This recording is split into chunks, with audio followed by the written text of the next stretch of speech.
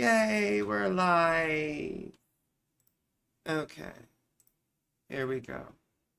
Here we go. We just have to wait for people. I love Meg Myers, so I'm going to sing her for a bit. My heart is wasted and cut up like a drug. And those fears, they taste like vinegar and blood. My voice is still all fucked up from COVID. I had COVID for a week. Starting last Monday, I woke up with it. Oh, hello, we have some people here. Love Bug Blues. Faustine. Faustine. Oh, you're made of skin and bones. Right? That's, oh, this is a dress. It's not a shirt. It's a dress. It's a dress. See, it's a dress. Oh, my hair is still wet. My cough is still like really fucking bad. No, I'm feeling better. It's just my voice and my throat are still all fucked up in my lungs. Excuse me, I have a terrible cough still. And a runny nose, so I had makeup on. It's the first day I put makeup on in 7 days since I got sick.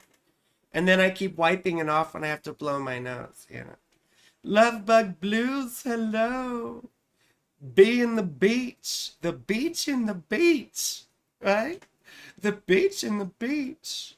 Love Bug Blues. And don't worry, I'll get to people. I was going to talk about some shit, but we don't have to.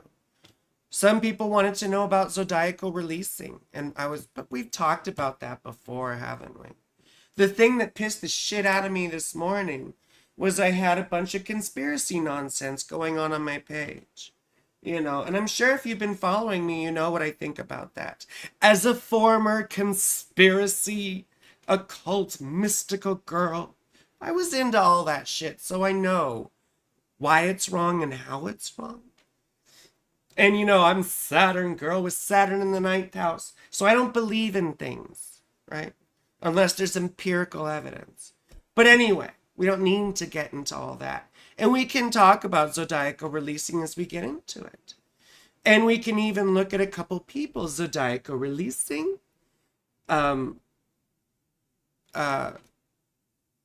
can even look at some people zodiacal releasing. And if you want that, request it in the chat.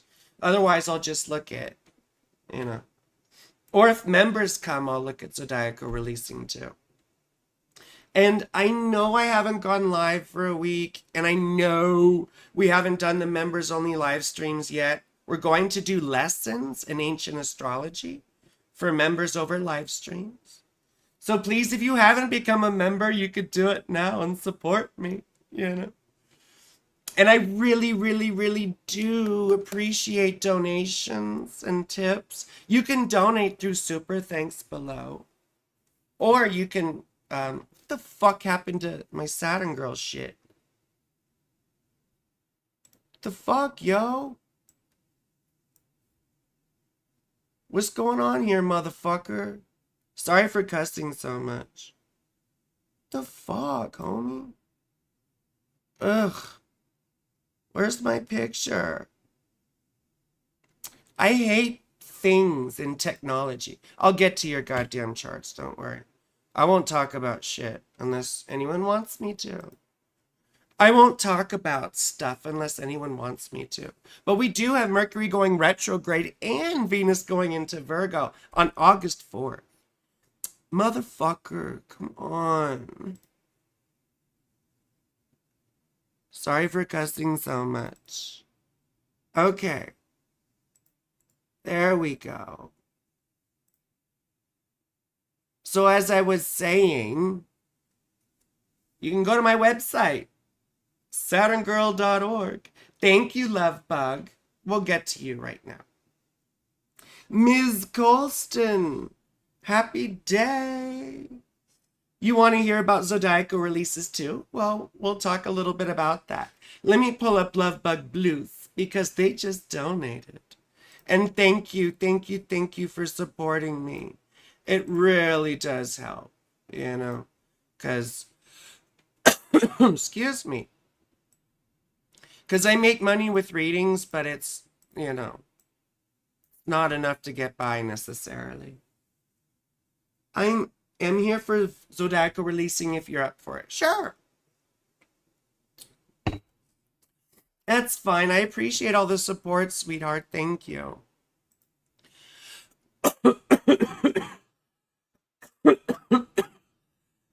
I'm sorry for my cough, my darlings. Love bug blues. So while I'm doing this, I'll talk a little bit about zodiacal releasing. It's an ancient timing technique. We learned about it from the translation of ancient Greek documents from around the 2nd century CE, particularly Vedius Valens, right? Maria, hello.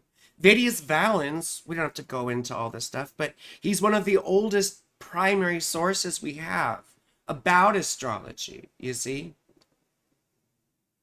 And so it's an ancient timing technique. The way it works is that you use the Hermetic lots or the Arabic parts. They're called both things, you see? And we symbolically release them, right? Typically, we look at the lot of spirit for success, and we look at the lot of fortune for health. Fuck, I hate this shit. Anyway, we look at the lot of fortune for health, and then we look at the lot of arrows, right, for love.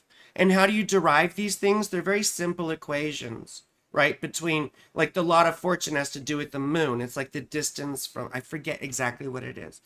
But you add and subtract the distances between, like, the ascendant and the moon and the sun, right? The lot of spirit is the lot of the sun. Focus. Focus. We didn't even notice. See, we lost people because I'm talking about zodiacal releasing. So, and we'll get to love bug blues. But the rate at which these lots move depends on the sign they're in. How much time do they spend in a sign? That's determined by what are called planetary minor periods. And most of these are derived from the synodic cycle. See, you have to know a lot of background information for any of this to make sense. You already have to know the basics of ancient astrology. You have to know about sect, right? Night and day, whole sign houses, traditional rulerships, planetary minor periods, right? All these things. These are all very important. For example, right, Sagittarius and Pisces are ruled by Jupiter. So the lots would spend 12 years, right, in those signs. And of course, there's 4 different levels to zodiacal releasing. There's level 1, which is like, could be decades of your life, right? Like 12 years for Jupiter, right? 29 years for Capricorn because Saturn, and 30 years for Aquarius because of Saturn, right? But then there's level 2, which is also very important. And this is like the months. So these level 2 periods can last anywhere from, a year to a couple years, right? And see, it doesn't matter if you're a Sagittarius with this love bug. It matters where your Hermetic lots are.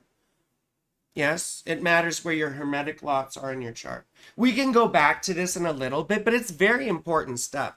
I learned about it from Chris Brennan, right? For those of you who are aware of who he is. And he has a wonderful 5-hour podcast on it you can go watch after you watch me. But then also I took a class on it. So anyway, we've got love bug blues. Love bug blues. I got the love bug blues. Okay. November the 25th, 1969. 69! Sorry. I'm so immature, and I'm a big slut. So, 1969. Right? It's the year the 60s ended. Anyway. Faustine. Oh no, your skin and bones. What time? 1:32 a.m. Pittsburgh. 1:32 a.m. Pittsburgh. Pittsburgh is the pits. I'm kidding. That's a joke. It's not the pits. Never say that. Thank you, Faustine. Thank you. Thank you. I own the Bible to Astrology, Robert Hand, Planets in Transit. I mean, yeah, that's a great book. I have it too. And Robert Hand is one of the best sources, of course, because he was involved in the translation of all this ancient Greek material, you see. So that's a very good book, but he was supposed to update it. You see, he was supposed to update it. Yes, because he even says that a lot of stuff in there is sort of dated, and his understanding has changed a lot, you see. So, yeah, but it's a great book. Steelers country. I don't like sports or football, but I had friends who were Steelers fans. I'm from San Diego, so it was the Chargers growing up, but no one liked the Chargers. The Chargers don't even like the Chargers, you know? Excuse me. I'm sorry. Okay. So hopefully we have all your information correct, sweetheart. You're part of that Pluto and Virgo generation, right? Gen X, right? This is mostly Gen X, although I think it goes back into the baby boomers too. A little. Yeah, it does go back into the baby boomers. But you see, you were towards the end of this generation, which I can tell because Pluto is at the end of Virgo. So, hardcore Gen X. I always make fun of Gen X. I'm like, it's the Karen generation, you know? I'm kidding. Relax. So anyway, the first thing that pops out, of course, is Pluto rising. Pluto conjunct your ascendant. Mean a doodle. Hello. Hello, hello, hello, how low? With a light song, it's less dangerous. Here we are now. Entertain us. He says anus. Entertain us? Anus? Anyway. Pluto rising. My daughter has this too. I have Pluto square the ascendant. Okay, I gotta watch time so we can get to lots of people. Oh, and I need to sign into the chat. Sign into the chat. Sign into the chat. And I'm doing a video, my first video since I got sick, about Mercury retrograde. So you need to watch that. I'm going to have horoscopes on there too. You see? What the fuck was I doing? What was I doing? Anyway. Cassie says, hey babe, how's my condition? Well, I'm feeling better, but you could hear my voice and my cough won't go away. It's so bad. It's painful. And I've been getting headaches from coughing so much. But anyway, what was I talking about? Oh, Pluto rising, you see. It's really interesting because Pluto is will and power, yeah? But also a kind of darker nature, right? Pluto represents Pluto, right? The god of the underworld, Hades, whatever. Yes, you're allowed to ask a question, sure. Oh. And you might upset people just with your powerful presence, you know? You might upset people with your powerful presence. And unfortunately, you learn through painful circumstances in life, you see? It's just unfortunately part of our makeup. We get periodically shattered throughout our lives. But it also makes us into new beings. I mean, we're still ourselves. I was going to open the chat. That's what it was. We're still ourselves, aren't we? But we become totally changed in our relationship to ourselves, you see? Okay, here's the chat. Live chat. Okay, cool. Oh, you want to know about love? Okay, cool. So when it comes to love, we'll focus on the 7th house ruler, number 1, and anything going through the 7th house or 5th house. And then we'll quickly look at your zodiacal releasing. So let's give me like 3 minutes or 5 minutes on the clock, okay? So number 1, Pisces, right? This is where Saturn is right now in your 7th house. This could mean a couple of things. Number one, it does strain relationships on the one hand, but on the other hand, it also creates a deepening commitment. For example, when Saturn went through my 7th house, that's when my ex-wife and I moved in together, right? So, oh, you're divorced?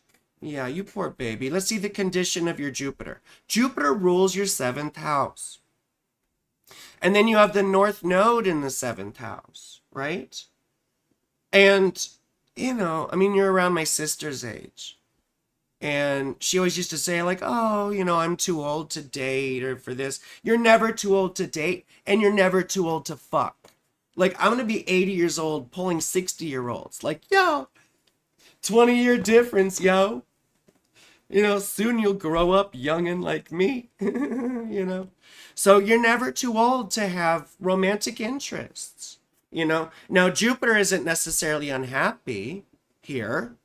What's Jupiter aspecting? Anything bad? No, nothing bad. Now, your Venus is in Scorpio. That can make it a little bit rough, you see? You want to reconcile with your ex. You probably should let go of that, sweetheart. I mean, we'll look at some of it in a second. But you could see during this time a deepening of commitments. And with the North Node in the 7th house, learning how to be yourself in a relationship is sort of what this indicates. You may have been sort of independent growing up or whatever. And then as you got older, you probably were like, And I don't know how you feel about your ex. I mean, you want to get back together with them. But usually there's a reason why we broke up. And it takes two to tango. You can't just get into a relationship with someone that doesn't have feelings for you just as strong, right? Excuse me. So anyway, Saturn going through your 7th house is sort of a big deal. You could see the deepening of a commitment arise. But if you haven't, probably not. You could see being estranged from a partner, right? So, and this started March of 2023, you see. On a good note, though, you got Jupiter going through your 10th house, which is very good for career and recognition. Now let's look at your love zodiacal releasing stuff very quick. But where's Venus for you right now? Leo, your 12th house. So you see, this is a time to sort of, hunker down and enjoy your own company, because it isn't a good time to socialize. At least for another week, right? August 4th. Then Venus will go into your 1st house and you'll be very attractive. Now, when Venus goes into my 1st house, I typically meet romantic partners. So that could be a good omen for you too. Venus going through the 1st house. Now, Venus falls in Virgo. Yeah, on their knees. Boom. I love that one. But still being in your 1st house is very auspicious. Now let's look at your zodiacal releasing. Where is it? Where's me toothpick? Where is it? All I see is lots of dirty stuff. My desktop, Always have it on deck. Right? Zodiacal releasing .net. And remember that website, zodiacalreleasing.net. Because that's a good free site to, to have all this calculated, So how do I share this screen? Let me do this. Properties.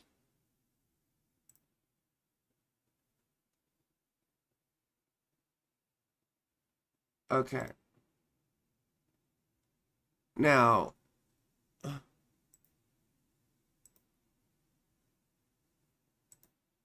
there we go. Huh. Ain't that a blimp?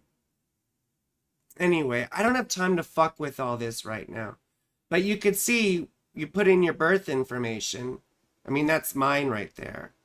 What the fuck? We got November the 25th. Let's just see if we see anything fun. Do we see any good stuff happening? Now, one way we can tell the quality of the zodiacal releasing stuff is by where your benefics and malefics are in relationship to the part of fortune.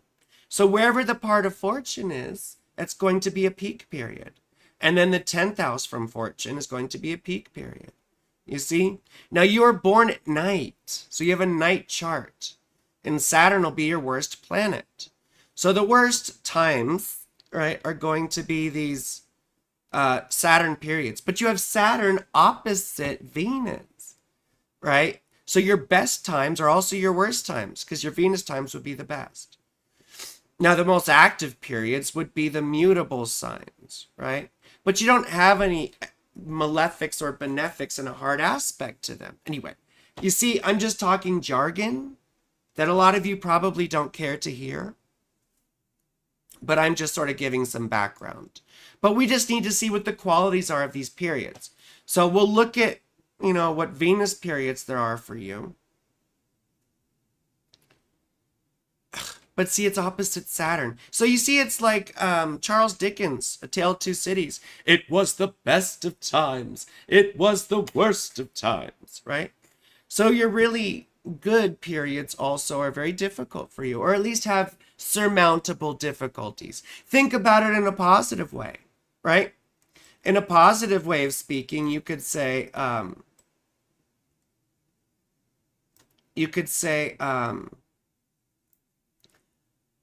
that your bad periods aren't as bad, right? Okay. So we got 11, 25, 69. And then we'll get to Faustine. Faustine. Oh no, your skin and bones. 1:32 a.m. And we got Pittsburgh,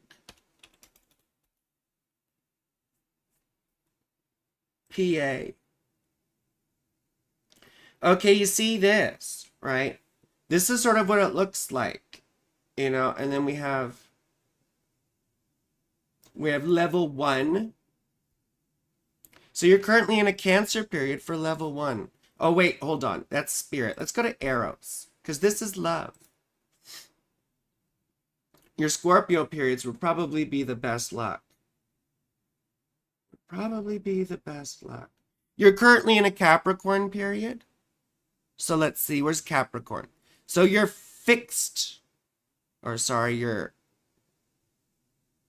cardinal signs. Your cardinal signs are pretty good because Jupiter's in Libra, right?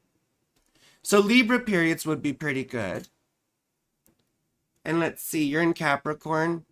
Capricorn should be a relatively good period, because Jupiter is in a hard aspect to it for love. Now, right now, you're in a Cancer period on level 3.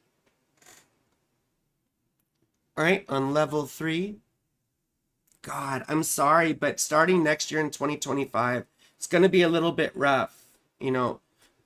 Maybe conflicts or fights with that ex or something. Because you see, Mars is in Aquarius, right? And then you have Saturn in Taurus. These are the fixed signs. Now, you do have Venus overcoming Mars and opposite Saturn. That makes things a bit nicer for you. But like I said, the best times for love for you would also be quite difficult. You might meet people that aren't very nice, or meet people that distract you from other stuff you need to do. So anyway, and then you see this little L here. That's called loosing of the bond. It's when we enter a whole new condition and depart from an older one. So I want to give you a substantive thing really quick. November So November going into December of this year and into January. Really? So the rest of this year until we get to February looks pretty good for love, right? Looks pretty good for love. And remember, Jupiter's your 7th house ruler, right? Of love and marriage and relationships. And he's up there in your 10th house. So that also indicates possibly meeting someone, maybe at work, maybe a high profile person. Let's see, right? And Saturn's going through your 7th house until next summer, June of next year. So anyway, we got to go on to the next person. As far as love, it looks like a mixed bag. I know that doesn't necessarily help you, but you got your most difficult planet in your 7th house right now. So even if you do deepen a commitment, like to your ex or whatever, it won't turn out well. At least that's what the astrology says. It says it probably won't turn out well. But I could be wrong, you know? I'm not psychic, and I don't believe in all that nonsense anyway. Well, I'm not trying to invalidate anyone's... you don't date anyone at work? You might meet someone who likes you at work. Or is that just a boundary you don't do? 10th house is authority figures. Yeah. It's high profile people. You see? So anyway. Excuse me. Wait, let's look at the chat. Sherry Berry. What did you say, sweetheart? You were very impressed with my knowledge. You were very impressed with my knowledge. Thank you, sweetheart.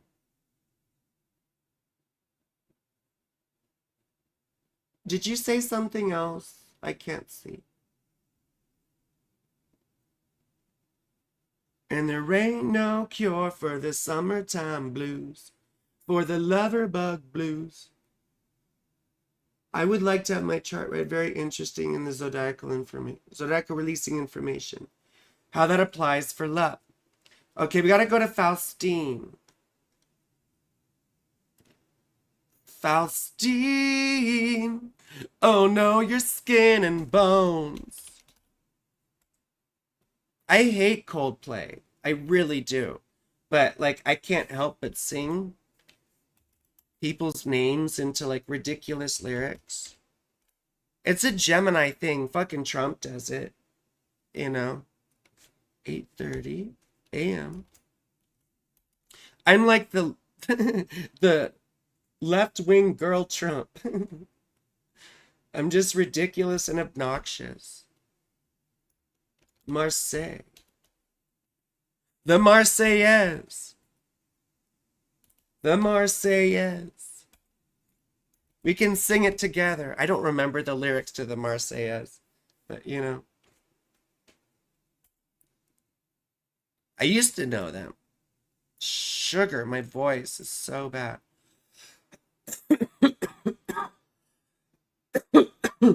Oh yeah, Cancer Venus conjunct your ascendant.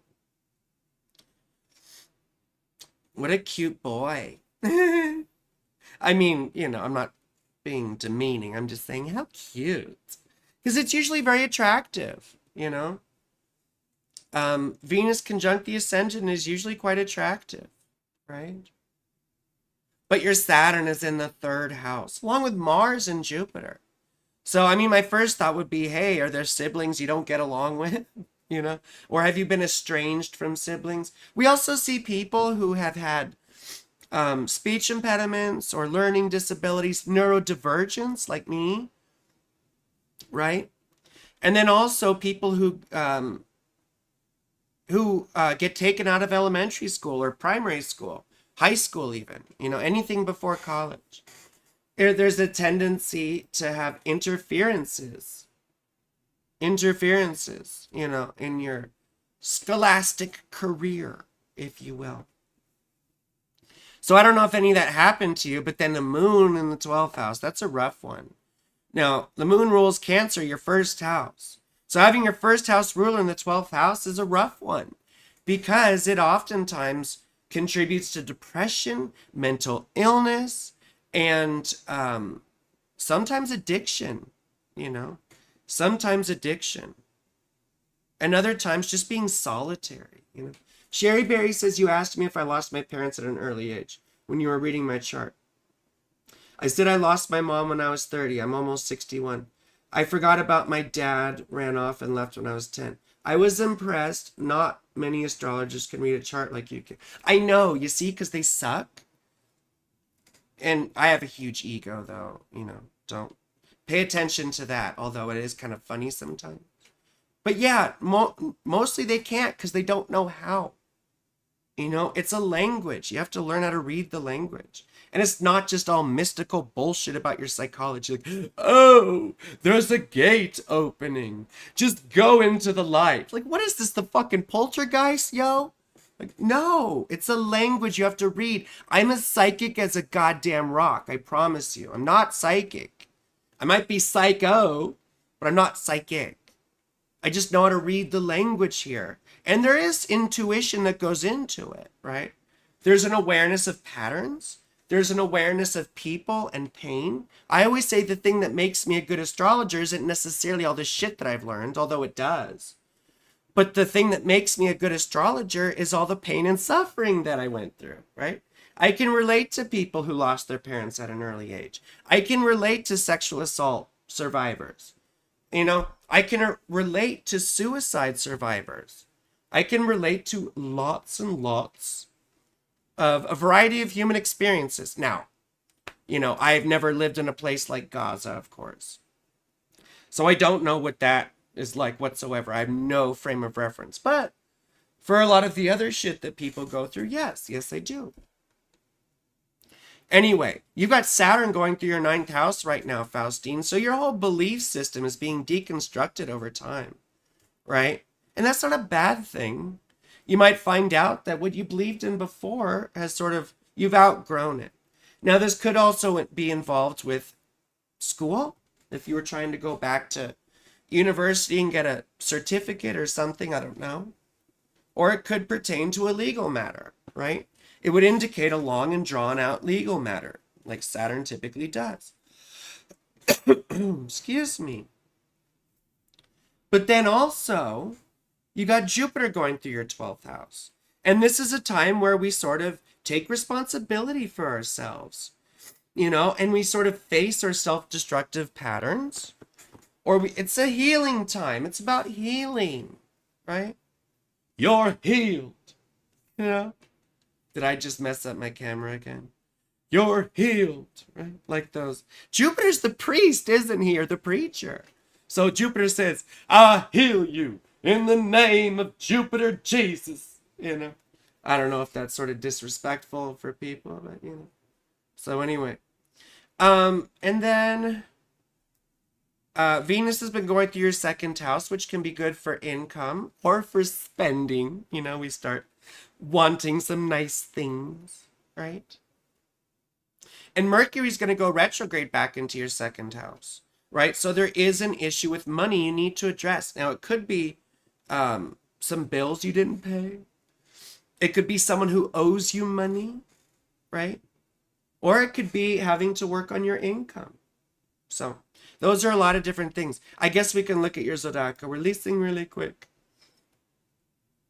Faustine, oh no, your skin and bones. See, Faustine, you were born closer to me, 1980. I'm 1983. Excuse me. So I was just making sure that...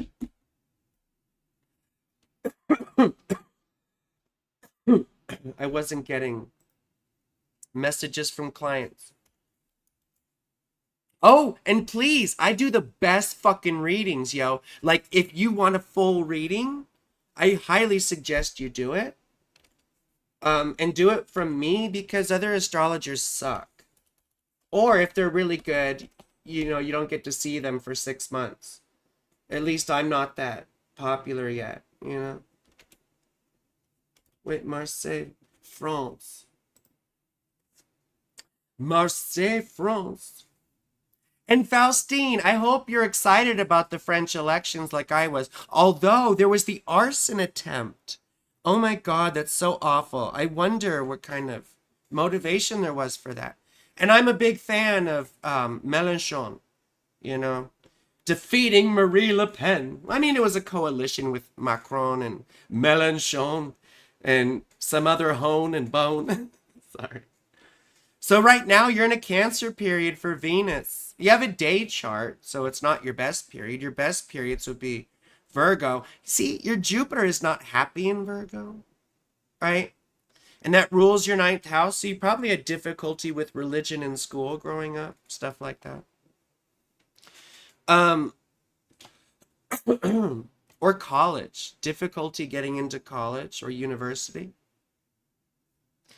But your Virgo periods would be the best. I guess we're looking at love. Excuse me. Are we looking at love for you, sweetheart? Yes, Mélenchon. Crazy how we can see familiar patterns in family charts. Yeah, see, my whole family like has a bunch of fucking Cancer shit. I'm a Cancer Venus. My brother's a Cancer Moon. My daughter's a Cancer Moon and Cancer Venus and Cancer Mercury. My mom is a Cancer. You know, we have this whole like weird fucking Cancer thing. Then on my dad's side, we have a shitload of Libras. I'm a Libra Moon. My dad was anyway. So you see, your Cancer periods would be very good for you. And I know you probably don't feel it right now, but you've been in a great period since the year 2000. You know, you might not notice it, but your Taurus periods, what's your fixed signs like? Your fixed signs, they're not bad. There's no malefics in aspect. But you see, your most difficult planet is conjunct your best planet, Jupiter conjunct. Oh, wait, hold on. I gotta turn on this fucking screen. You see, God damn it, Streamlabs. If anyone knows how to use Streamlabs, you gotta teach me better.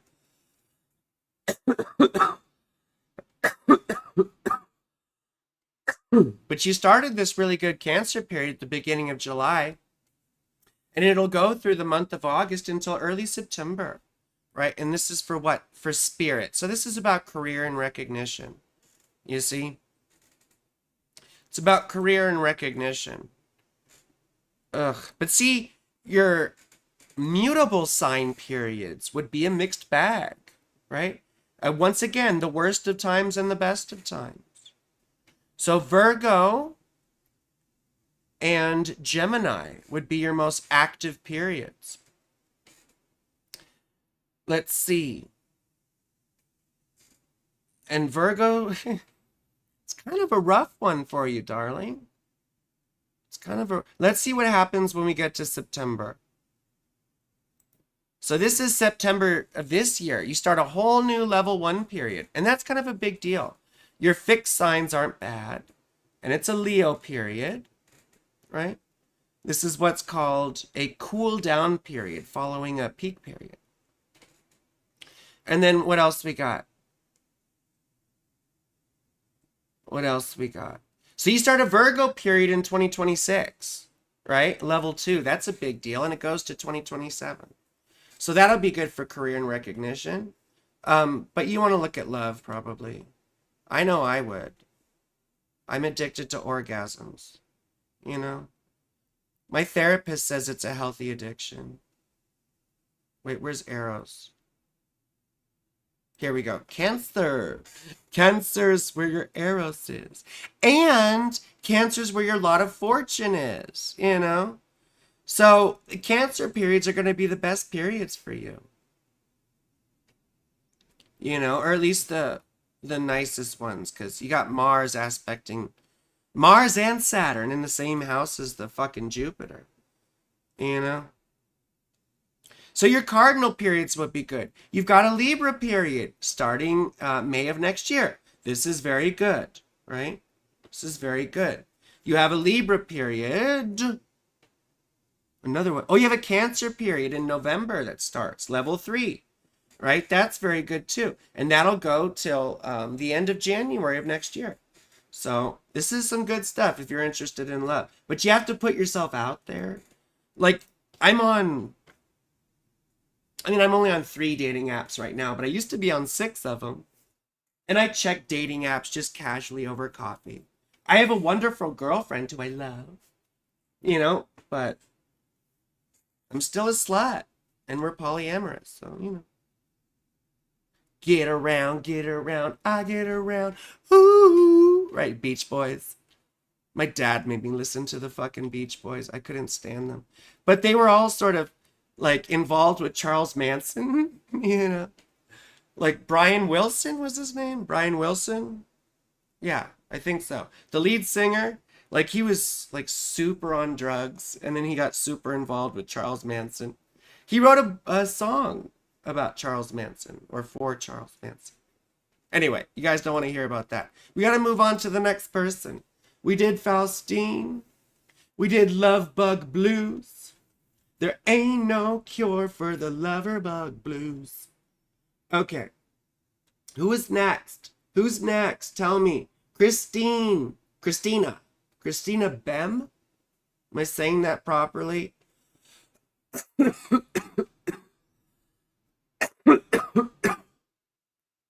Oh, Miss Colston, you're so sweet. Thank you.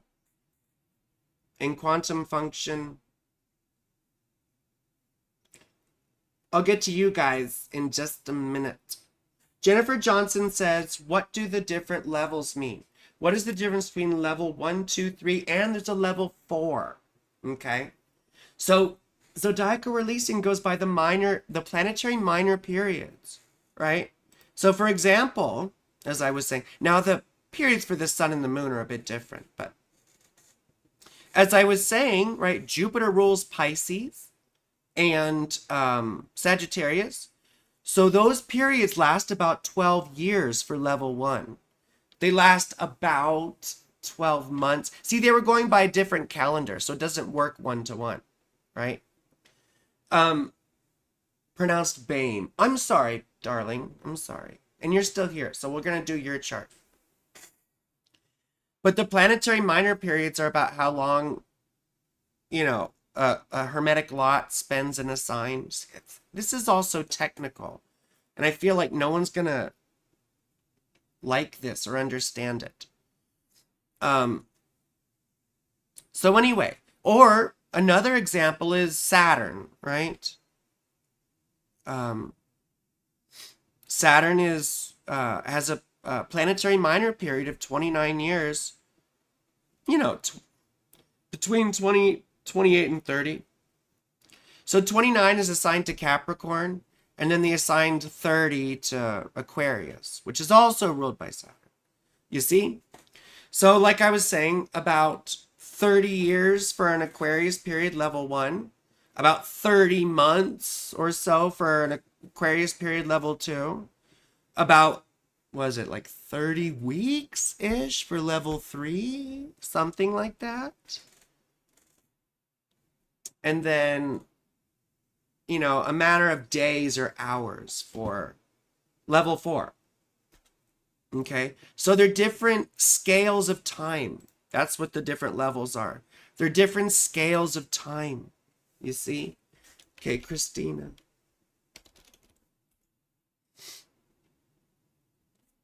Christina Bem. Oh, sorry, Bame. I'm sorry. Bame. It sounds like Bane. You merely adopted the dog. I was born in it. Your precious armory. Greatly accepted. Sorry. Oh my gosh. So levels correspond to time. Yes, levels correspond to different layers of time or sections of time, right? Imagine, this is the way Chris Brennan says it. Imagine zodiacal releasing as a clock, except with 4 hands, right? And so like there's the multiple years hand at level 1, there's like the multiple months hand at level 2, and like, whatever, multiple weeks at level 3, although that's not necessarily true. I'm just saying that for lack of a better term. And then multiple hours. I guess you could say multiple days for level 3, and then multiple hours, right, for level 4. But level 4 typically takes up a few days, depending on the sign. Anyway, Christina Bame. Bane. Not Bane. Bame. Okay. December the 15th. We got a Sagittarius. Everyone knows I love Sagittarius. I've dated at least 4 of them, Sag suns that I know of. And I've dated Sag risings, but I don't know how many. I mean, I don't know how many of each sign I've dated, because, like, I only ask people their chart information if I'm really having, like, an actual romantic relationship. If I'm just having sex with them, I don't really care. Because obviously something attracted to them to me in the first place. What time is this? 12:30 p.m. You guys are making me feel better. Oh, you know what else fucking happened today? I took a Mucinex and it made me all fucking drowsy and like I felt kind of intoxicated, to be honest with you, and nauseous. It was not a good feeling. And you guys are making me feel better, so thank you. Why is there only 7 people here? Come the fuck back, yo. Do you want a chart reading or you just want to piss me off? Rhode Island. The road to Rhode Island. Rhode Island. Rhode Island. Not to be confused with Street Island. Rhode Island and Street Island are 2 totally different islands. Boom. It's a Taurus Mercury joke. Faustine has Taurus Mercury like I do. We make the stupidest, like, mom-dad jokes. Oh my God, Christina. Christina. You've got Venus conjunct Pluto, you sweetheart. You're a creepy girl. You're a creepy girl. You're my type, though. I bet you're my type. I love creepy girls, especially Plutonian girls. In fact, I'm addicted to Plutonian girls. So much so that I can't help getting traumatized by them. But when I see Pluto conjunct, one of my besties has this. Venus conjunct Pluto in Scorpio. It's a very obsessive type relationship thing. It could be a little awkward. You know, Venus in Scorpio doesn't have her usual charm, right? She's more stalkerish. She's more sort of like brooding, you know? Like, you know, people would do the flower petal thing. He loves me. He loves me not. He loves me. He loves me not. Right? Like, Scorpio Venus is doing this, but like with their own fingernails. You know, he loves me. He loves me not. He loves me. I'm being hyperbolic, of course. It's a joke, right? But it's intense. I mean, everyone says intense. But you see, love is like a crisis, or relationships take on urgency. You see? It's hard to relax. And then you also have Mars conjunct Jupiter. Your part of fortune is in the 7th house in Libra. So these would be your peak periods, right? The cardinal signs. The cardinal signs. And you don't have anything bad or good in hard aspect to them, so. But you have a day chart, and you have your best and worst planets conjunct, you know. So, again, your best times would also be your most difficult times. But on the positive side, as I said earlier, it's surmountable difficulties, right? So these mutable signs would be quite difficult for you, right? On the one hand, but on the other hand, you would have good things that happened in the middle of it. So, you know, there's saving grace there. No, we've had several Gemini moons, and Gemini moons are such fucking flakes. Like, I mean, come on, you know. You make plans with two different friends and bail on both of them. Right?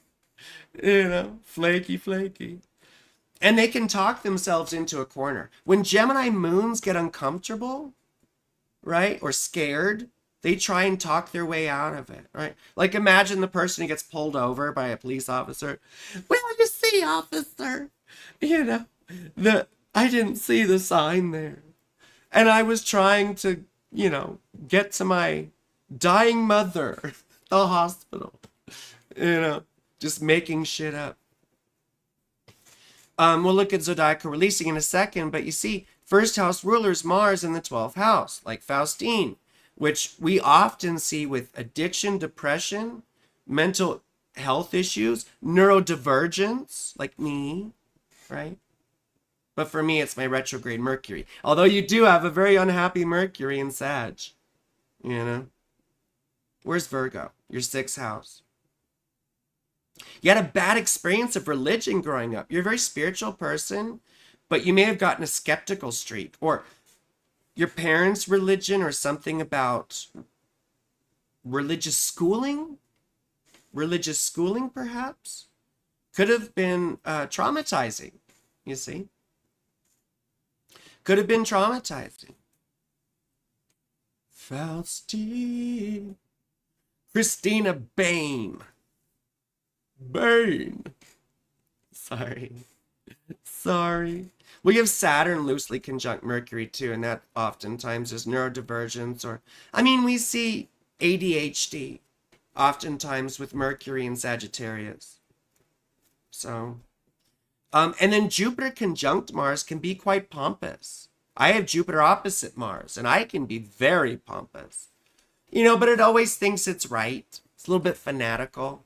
I mean, that's definitely me. So, but let's look at your zodiacal releasing. Okay. Let's go to your information.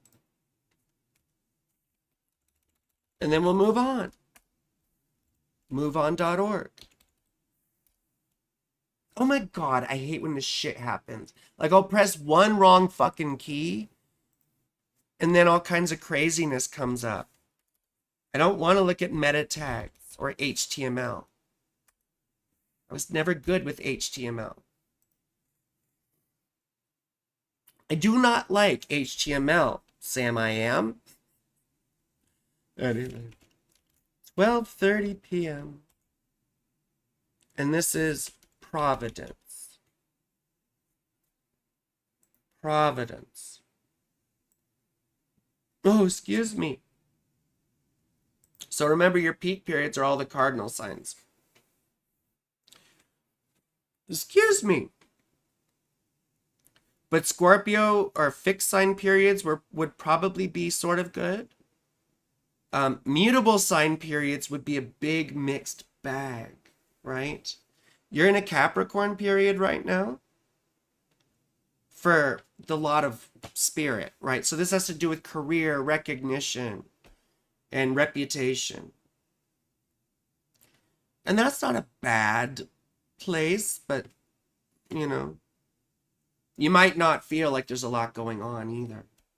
So, but you're in a Cancer period for level 2 right now, right? That's also a relatively big peak period. It's a major peak period. And it started in 2022. And it goes till this October, right? And then you're going to be in a Leo period, which will be good, mostly because it's an aspect to Venus, right? And then I'm sure you want to look at love too.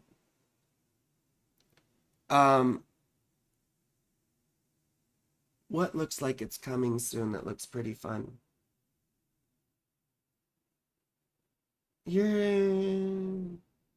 Okay, well, this is difficult, sweetheart. It's going to be good and it's going to be difficult, but starting here in August, right? 7th of August until the 6th of September, which is a culminating period, you're going to be in surmountable difficulties when it comes to career and reputation. It could be that you get a new job, you get some good press or recognition or good reviews. And at the same time, you could also lose those things, right? Which would open up new opportunities. Yeah. Which would open up new opportunities. So it'll be a mixed bag. You could get a new job, but you could also hate your boss, right?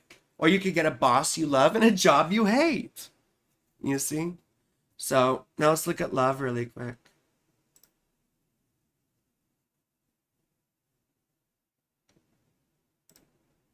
So for love, you're in a big peak period that goes till 2039. But then you're in a level 2 peak period for love, like I am right now. And I've been getting some play. Like, I'd only dated 20 people before I moved here. And then I dated 20 people in the span of a year. You know? From 38 years to 1 year. So that's that peak period. But mine has Jupiter and opposite Mars. So similar situation to you. And it's not all bad. It's not all bad. Right?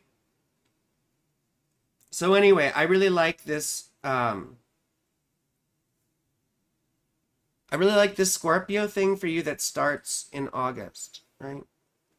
Mid-August for love, right? Mid-August until late September.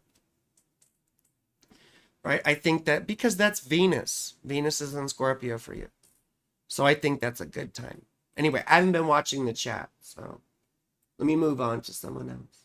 Let me look at Ms. Colston. I'm sorry, Ms. Colston. I'm sorry, Miss Colston. Right, that's Outcast. Do you remember Outcast? Sorry, Miss Jackson. I saw Outcast live at a rave one time. Where do we have Ms. Colston? Ugh, my stomach is bothering me. I'm nauseous. I'm nauseous. I'm so nauseous. Oh my goodness, I'm nauseous. It's from the Mucinex. Why do I have... Oh, here we go. Here's Ms. Colston. Let's look at your zodiacal releasing, Ms. Colston. I think we've done this before, but it's still fun. December the 9th. Oh, God, I'm feeling nauseous.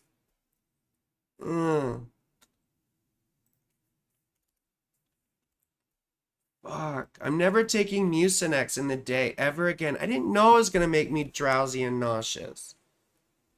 It's basically like DXM, I think. Right? Like robo-frying. Nolans. Nola. Nolans. The Enola Gay. That was a famous plane.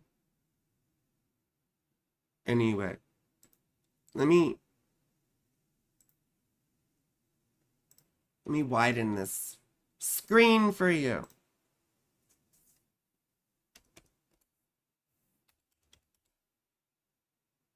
Oops. There we go. There we go. So you can kind of see better now. Ugh. I'm so nauseous. What's going on here? That's for love. You also want to go do this yourself and look back at the different periods and see if you recognize patterns. When I was first learning this, I did that too, right? Now this level 2 Scorpio period doesn't happen for a few years, but it looks good.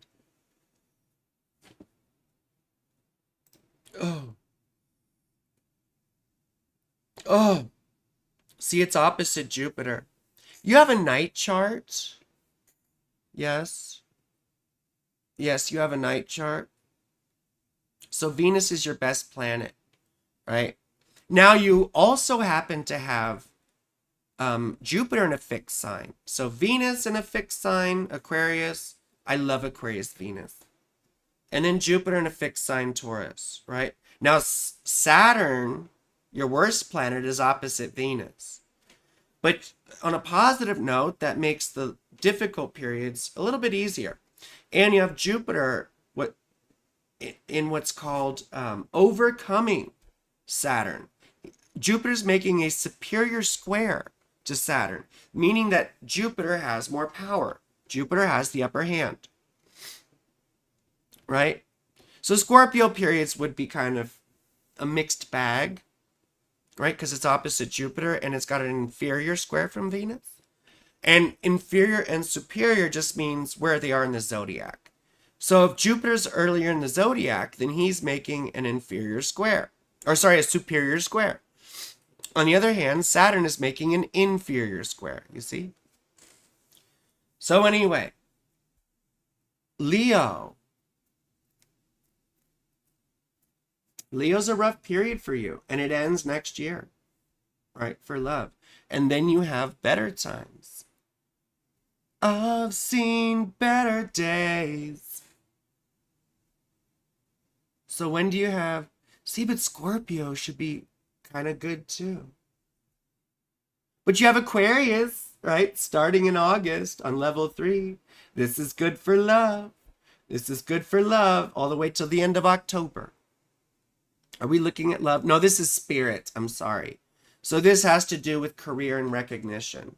But we'll look at love really quick. Although I think you might be married.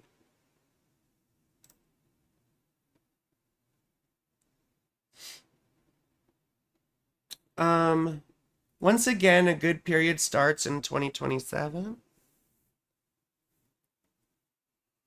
Oh, excuse me. 2027. But look at this. Oh, wait, that's in the past. That's all the past. Let the past be the past. Let's go to October. It's a level 2 Capricorn period, right? Which isn't bad, but then that leads us to what? This January level 3 period that goes all the way until March of next year. So that's wonderful. That's a great time for love. It's a great time for love. Looking for love in all the wrong places. I remember when Eddie Murphy on Saturday Night Live did Wookin' Panup. Right? Yes, I do. Sudafed made me feel that way. Fuck, yeah, but this is even worse than Sudafed. Jennifer Johnson. Where were you in line? Let me get to everyone. I did Christina Bain. Christina Bain. Who else is here who wanted a reading? We have Jennifer Johnson who put their stuff in here. Jennifer Johnson.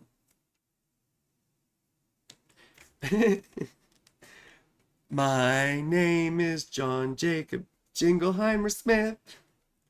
Or John Jacob Jingleheimer Smith. Jennifer Johnson. Sorry. Jennifer Johnson. I'm such a fucking dork, yo.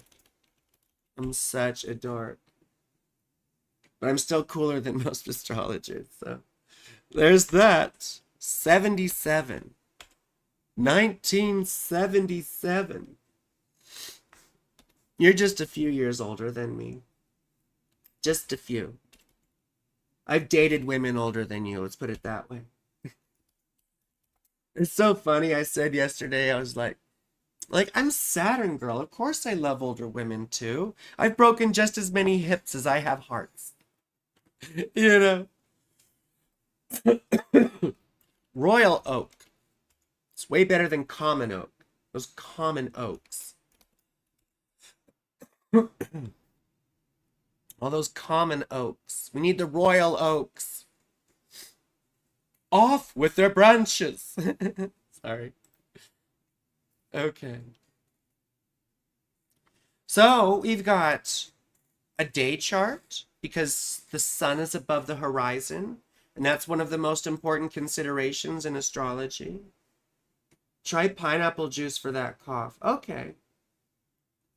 Bin the beach. Well, put your information in the chat if you want a reading, okay? We have Torin, I think, who's after Jennifer.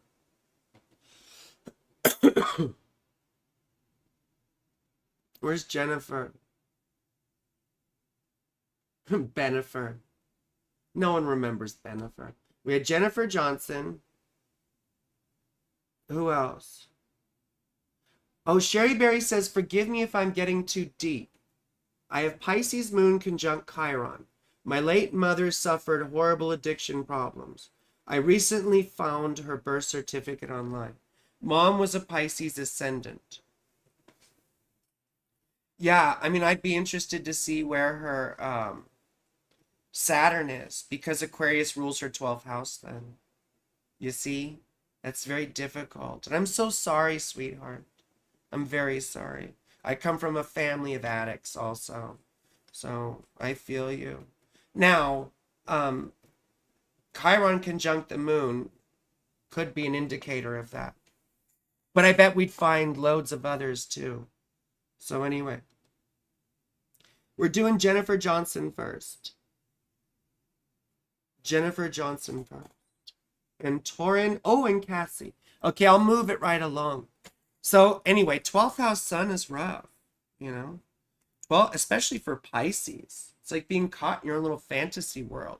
And you don't want to get into alcohol, you know? Like 12th house suns in Pisces often have difficulties with alcohol, you know? Or getting caught up in fantasy. You have a Libra moon in the 7th house, right? So you're a bit of a simp. You're probably very attractive with Venus conjunct your ascendant, but she's not happy in Aries, you see? Your part of fortune's in Sagittarius in the 9th house. You have no benefics or malefics aspecting it, so that's kind of good. Your best periods would be Jupiter periods, so fixed signs. Now Mars is overcoming Jupiter here. See, you have both your malefics, right, in fixed signs, along with your best planet, Jupiter. So again, it was the best of times, it was the worst of times. And I'd expect those Taurus periods to be quite good, and maybe even the Scorpio periods, you see. But these Mars periods would be quite bad. They'd be difficult, these Aquarius periods. Now, Mars opposite Saturn, I mean, it's not opposite by degree, but that's a hard thing to have. You know, you have to work hard for everything. Nothing comes easy, you know? Anyway, I should move on. Venus rules your 7th house, right? I mean, you're already kind of a bit of a simp. Your North Node's in the 7th house, so you probably really want a relationship.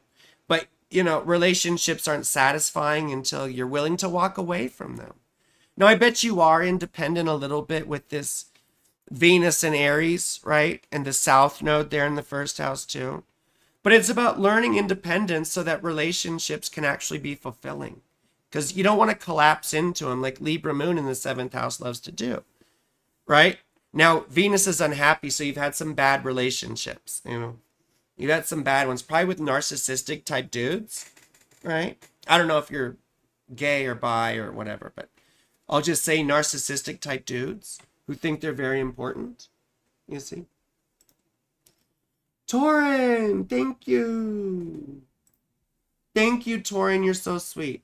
I have so many windows open right now. I got more fucking windows than a skyscraper, you know, because I'm a Gemini and I never close them.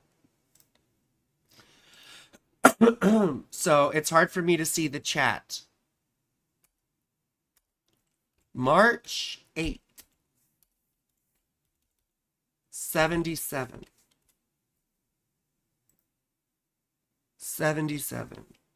8:20 a.m. Royal Oak. You can call me Royal. You can call me Queen Bee. Oh. So, fixed periods, right? Fixed periods are difficult. And then your peak periods are immutable, right? So level 1, you're in... Oh, wait, hold on. I gotta turn that back on. So your level 1 peak period started in 2019 and goes till 2031. And this is for spirit, right? So this is sort of cool. It's a big deal. That's a big deal. But let's look at level 2, right? Which is an Aquarius period that you're in right now. It started in October 2022 and goes till March of next year. You see? So you've probably been having a stupid mush mouth. You've probably been having, it's my retrograde Mercury. I had a speech impediment and dyslexia growing up. Anyway, it's from talking too fast. So you've been in a rough spot now. A rough spot since October of 2022. And it could be losing a job, right? At some point. It could have been fights with authority figures or bosses. It could be getting a bad reputation or something hurting your reputation, right? And you probably wanted to save face. But it's almost over, you see? And it's not all bad because you have these intermittent periods then within that. Right? So you're in a Scorpio period right now, which is a mixed bag, right? For level 3, because Saturn is overcoming Scorpio, but Jupiter's overcoming Saturn. So Jupiter's telling Saturn, yo, motherfucker, chill out. It's not all this fucking crazy. You need to slow your roll. Although Saturn's pretty slow already, aren't they? So, and you're going into a Sagittarius period, which is going to be increased activity, of course. So this is interesting. This is interesting.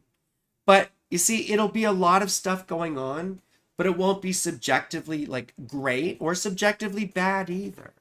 It'll just be a period of high activity, right? Quickly, we'll look at love. Wookin' Penub in all the wrong places. Wookin' Penub. That was Eddie Murphy. Saturday Night Live. Okay. Well, so you're about to go into a level 2 Leo period. Which isn't your worst, right? That's not your worst. Although it can be difficult. Sometimes we see splits or breaks, right? Sometimes splits or breaks. But it could also indicate meeting someone new, right? Someone new. I like these Taurus periods for you. I guess Taurus and Scorpio look pretty good. See, like you got this big one happening in 2028. That's pretty good. That's pretty good. And then what about level 3? Taurus and Scorpio, I would like. So oh wait, here we are. We're down at the bottom. So starting August 15th, right? Starting August 15th through the 28th is a pretty good time.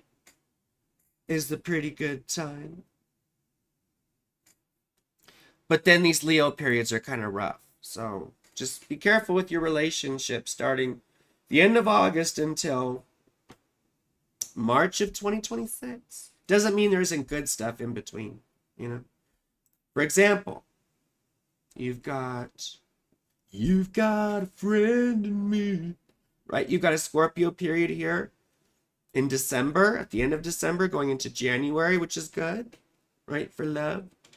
Good for love. And then look, a Taurus period about a year from now. That looks pretty good, right? And it's a culminating period. I won't explain what that means because we don't have time.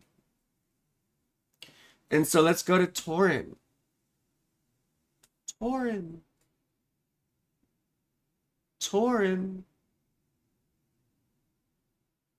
And Cassie. And we have to get Cassie. And we have to get... Oh, it's Roxanne. Hello, Roxanne. You don't have to turn on the red light.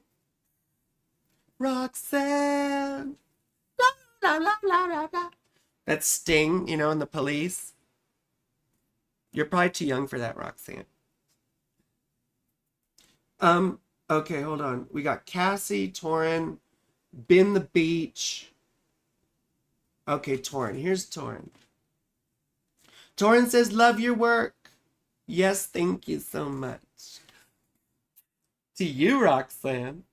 My hair is still drying. It's still wet. Oh. It's still wet. Like me. Sorry. No. No. Stop. Stop, Saturn girl. Stop being crude. Torin Seabrooks. Oh my god, that sounds like a kindergarten teacher. I'm sorry. Hello, Mrs. Seabrooks. Hi, class. Today we're gonna do construction paper. Snowflakes, right? We're gonna eat paste today. Sorry, I'm kidding. We're going to make gingerbread houses after we say the Pledge of Allegiance. I'm sorry, it's just sounds like a kindergarten teacher. Especially your Venus opposition Saturn synastry video. I mean, I had that in a few relationships, so. You were born on 9/11. You're born exactly 10 years after one of my best friends. He was born on 9/11 of 83. That's so funny. And I remember calling him on 9/11. See, I remember exactly where I was on 9/11. That day was so fucking vivid. And I'm going to do an astrology video about 9/11. I have to get on it quick. 510. I'm so nauseous because of that stupid Mucinex. Los Angeles. Los Angeles. You ever see The Big Lebowski? Los Angeles, California. I hate doing my deep voice. It sucks. But when I'm sick, it sort of just comes out. Torin Seabrooks. I'm sorry. I didn't mean to be making fun of your name. I'm sorry. I'm sorry. People have sung that song to you your whole life. I know. I'm sorry. I know. It's got to be super old by now. It's got to be super old by now. So, anyway, Torin Seabrooks is an Aquarius like me, but Saturn in the first house retrograde. Now, your Saturn is pretty happy, Torin. You're still here, right, Torin? Torin, tell me you're here, please. Please, Torin. Holler if you hear me. Holler if you hear me.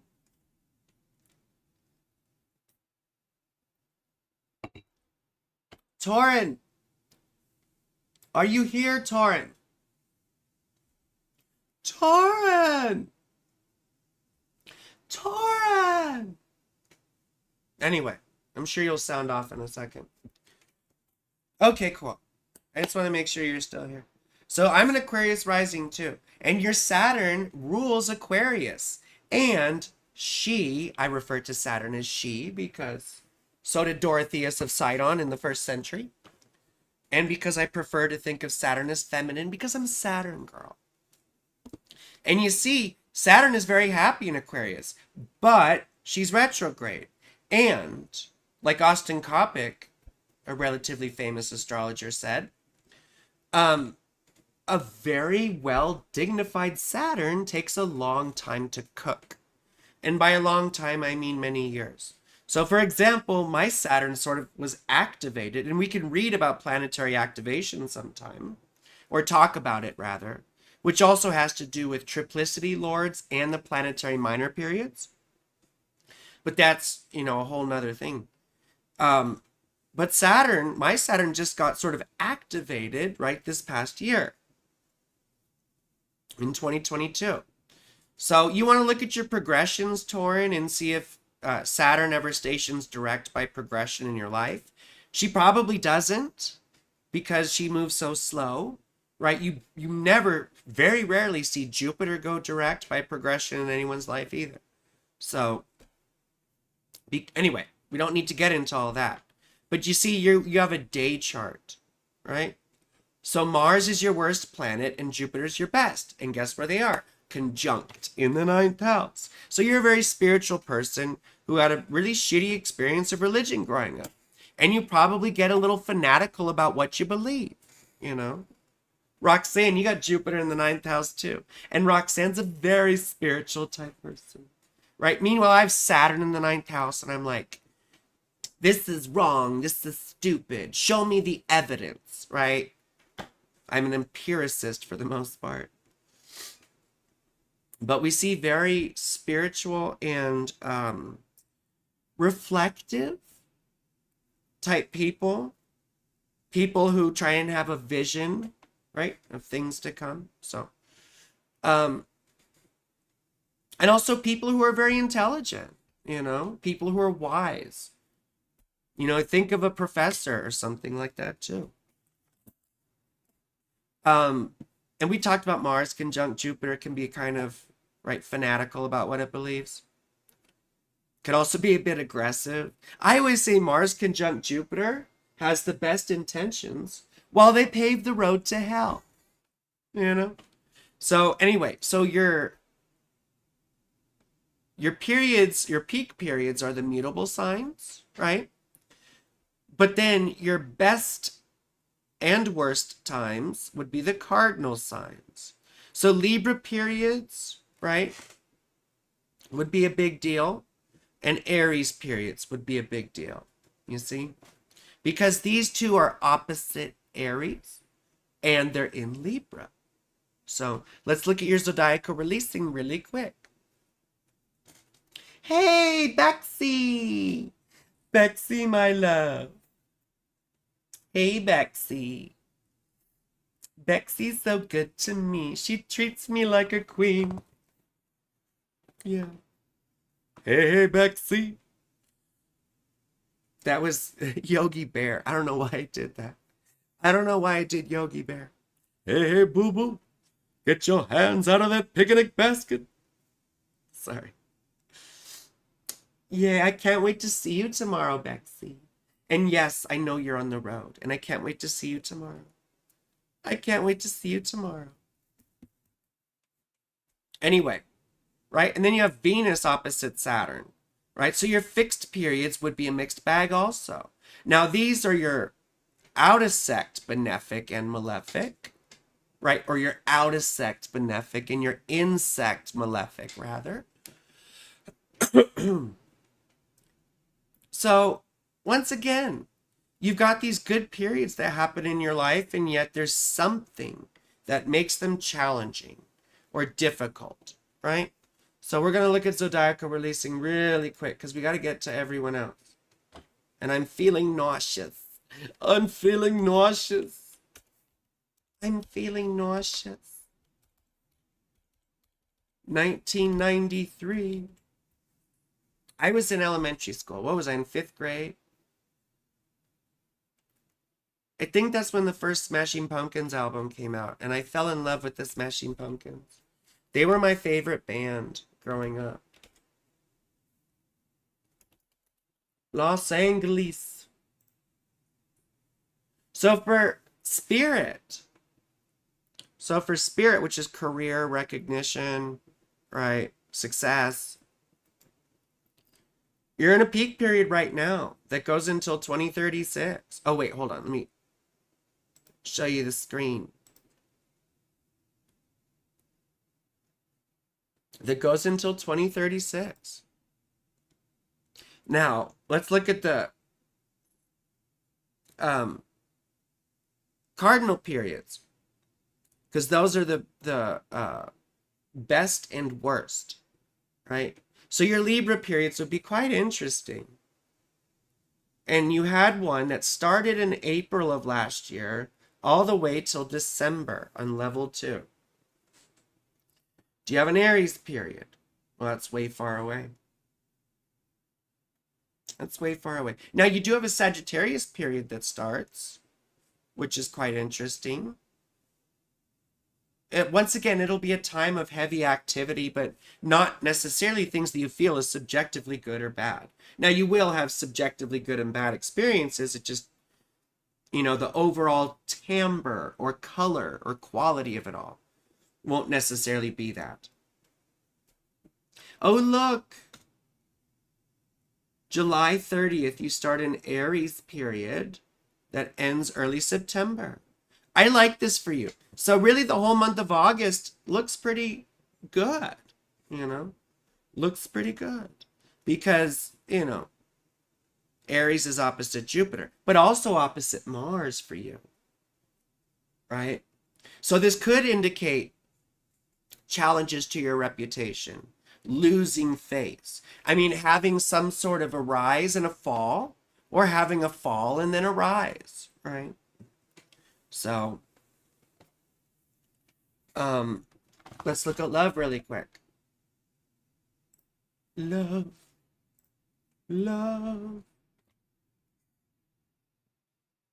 In your best times for love would also be Libra, but it would also probably be breakup times too.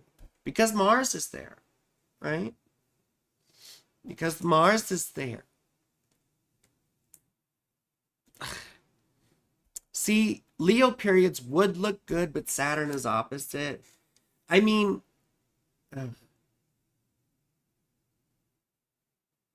this isn't bad. You're in a pretty good time right now till 2026.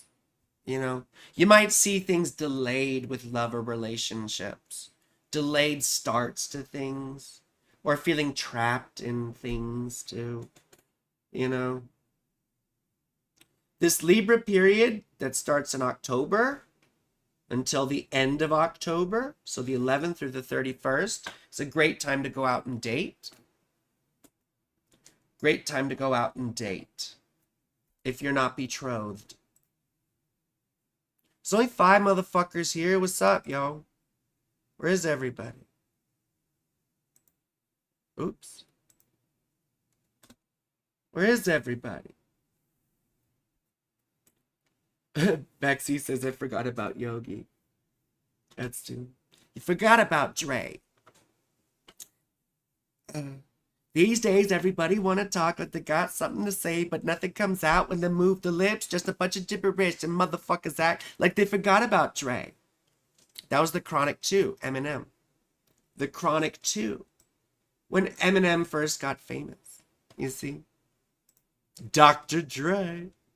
Am I right? Okay, who's next? We did Taurin. We have to do Cassie. And then Bin the Beach. Did I miss anyone else? Ain't no cure for the summertime blues. I don't want summer to go away. I don't want summer to go away. I love summer. Let's look at Cassie quick. I love summer, especially now because I lost weight and I look good in a bikini. Where's Cassie? Cassie. I know I got Cassie somewhere.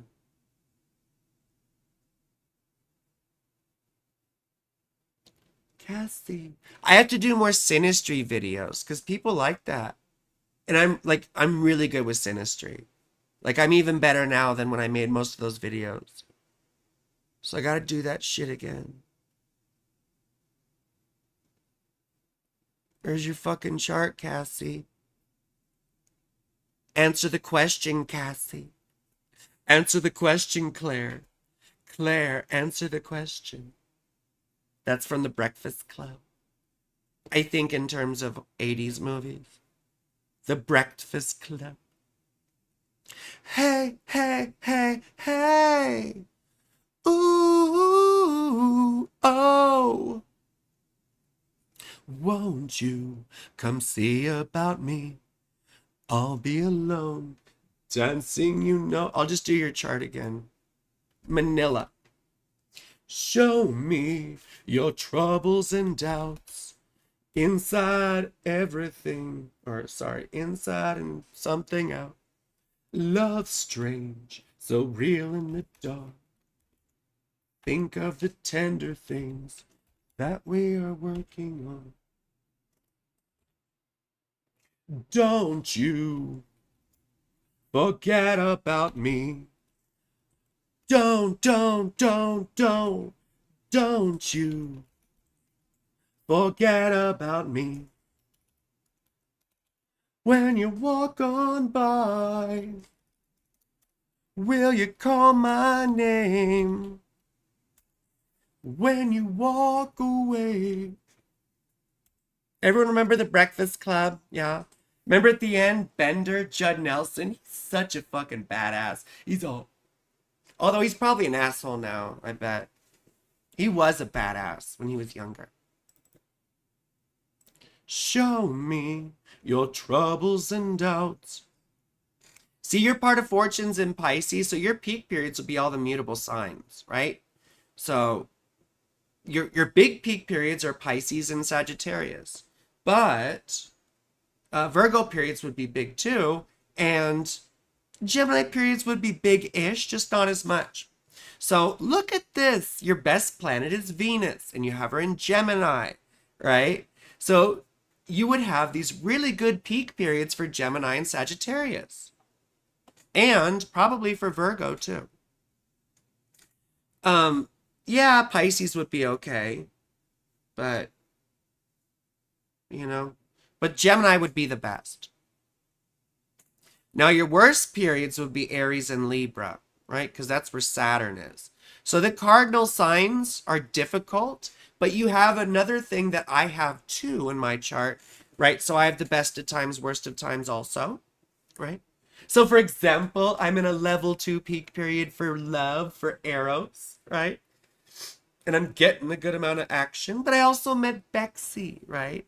Who I love and think is wonderful. But I also have an ex-boyfriend, and that went really rough, right? So there's that, right? That's the Mars part. Then the Jupiter part is Bexy. You know, that's the Jupiter part.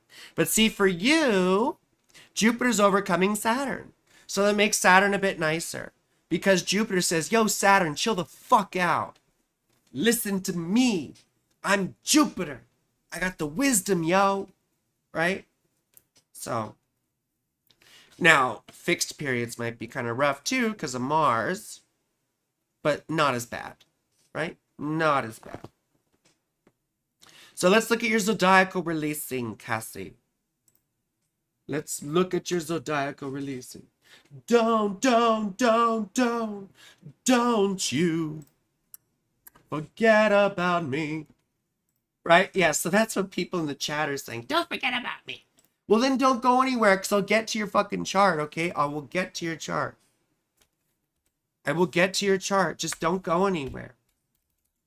You know, like on old TV shows, they used to be like, don't touch that dial. Kids these days are like, what the fuck is a dial? You know? Or a dial tone. How about that? Who remembers a dial tone? I sound like an old bitch here. I'm sorry.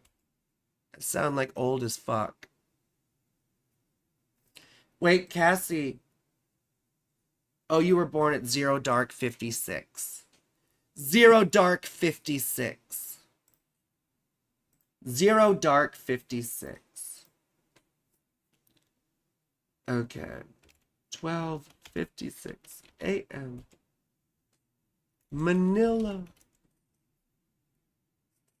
We have the Queen of Manila, Cassie. Okay, so look, you got a Pisces period that starts next year at the end of the year. This is a big fucking deal for your part of spirit, you see? That's a big deal for your part of spirit. Now, this could be some good recognition, could be a new job, right? And this goes on until 2037, right? So this is a wonderful time for you, sweetheart. Or at least it will be starting next year. Now, just realize how long this period of time is, right? It's 12 years because it's Pisces, ruled by Jupiter. So remember that not everything happens all at once. You see, although there will be probably some significant events that emerge from it. And then to see when those happen, we'll look at level 2, right? And you're in a level 2 Pisces period that started in June and goes until June of next year, right? So I really like this for you. This is pretty cool, right? I like this for you. This is pretty cool. Now, Venus is making an inferior square, but that's still something. Let's see. And then you have a Gemini period, level 2, that starts in September, right? So I really like this for you. I really like this for you, the month of September. She'll be gone till September. She'll be gone till September. Right? Or what was that Green Day song? Wake me up when September ends. Anyway. Yeah, so I really like September for you. We'll look at love really quick. Love really quick. Well, you're sort of in a difficult period right now, aren't you? Well, no, this is a good period. Because Jupiter's opposite, but then Saturn is overcoming, right? So that makes it difficult, right? There could be struggles in relationships, but at the same time, meeting new people, right? It's good stuff. Good stuff. What else do I see? Sagittarius. Where's that? Ooh, you see, that started in May and ended in June, though. Your Sagittarius periods would be pretty good, though. Typically. Because it's opposite Venus. So I really like next year, January. Starting January of next year. You have a good month for you for love. Anyway, we got to move on to the next person. So after we have been the beach. Been the beach. Good things come to those who wait. I mean, yeah. My mom always said the squeaky wheel gets the oil. So I've learned how to be a Karen. Like, I'm like the fucking trans Karen. Yeah. And it's bad. Like, I need to apologize to a couple of people, right? Where I would go in and be like, let me speak to your manager. You know? And then someone was like, I am the manager. I'm like, oh, good. You know? Been the beach. Let's find your stuff. Toledo. Holy Toledo. Toledo, Ohio. You ever see the Mothman prophecies? Great tragedy on the river Ohio. I love that movie. It's boring now, though. Thank you, Cassie. Great tragedy on the river Ohio. Oh, your birthday's just after mine. And you're around my age. 1980. Toledo. Oh, wait, hold on. Time. I forgive you. No idea what happened. The Mothman prophecies. It was a movie based on a true story. Like, loosely based on a true story of Point Pleasant. Point Pleasant. It's a good movie. It's a really good movie. You should watch it if you haven't. It's Richard Gere and Laura Linney. And they're both very good in it. They're both very good in it.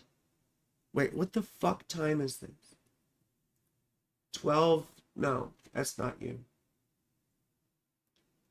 10:01 a.m. What city? Toledo. Toledo. Toledo. I bet you love Mountain Dew, don't you? Being the beach probably loves Mountain Dew. Midwest girls love Mountain Dew. The ones I dated, at least. I've dated a few Midwest girls. And they all love Mountain Dew. So you've got a Cancer Venus like me. A Gemini sun like me. A Libra moon like me. That's pretty cool. Your Libra moon rules your first house, you see. And it's in the fourth house, which often indicates having a strong attachment to like your genealogy, your family history, your family traditions, your ancestors, right? Everyone talks about their ancestors. My fucking ancestors were assholes. You know, I think one of my ancestors even owned slaves back in the day, at least according to my dad. I haven't found actual evidence of that, and my dad's dead anyway. But apparently, anyway, my ancestors were assholes. Let's just leave it that. Let's leave it at that. But we do see stuff like that. You might even like history, right? Although your father's in the fourth house, and Venus rules that and is in the fifth or in the first house. So dad may have been way too important for you, or narcissistic, or into his own shit, or just not around. Either that, or he was prominent and people respected him. Let's go back down here. I used to live it, had to cut it out. Yeah, Mountain Dew. I do genealogy of friend. Oh, you have see, I can't see it behind the heart on my thing. Ofrenda, right? That's an offering altar, right? Ofrenda, just like in Dia de los Muertos, right? Just like Dia de los Muertos and ofrenda. Ofrenda. I think that's still Spanish, but I don't know. Anyway. So, excuse me. You were born during the day, so you have a day chart, which makes Mars your worst planet and Jupiter your best planet. So you have this other thing, ofrenda. Now I can see it, yeah. My stepmom was from Guadalajara, so I grew up with some of that culture, you know. I used to speak a good amount of Spanish as a kid, and then I just never practiced. You'd think growing up next to the border I would have, but you have your best and worst planet conjunct each other. In fact, you've also got your second worst planet all in the same sign in Virgo. Now, where's your part of fortune? Scorpio. Scorpio. So the fixed sign periods would be your peak periods. But then the mutable sign periods would be the best and worst, right? So Virgo and Pisces are pretty fucking wild for you. And Gemini, really.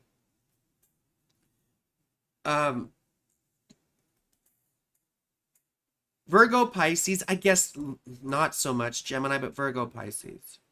Right? Virgo, Pisces. Now, the cardinal signs are a bit better because you have Venus. So I like Cancer periods for you and Capricorn. I do. So let's look at your zodiacal releasing quick. May 24th. We've had so many May people today.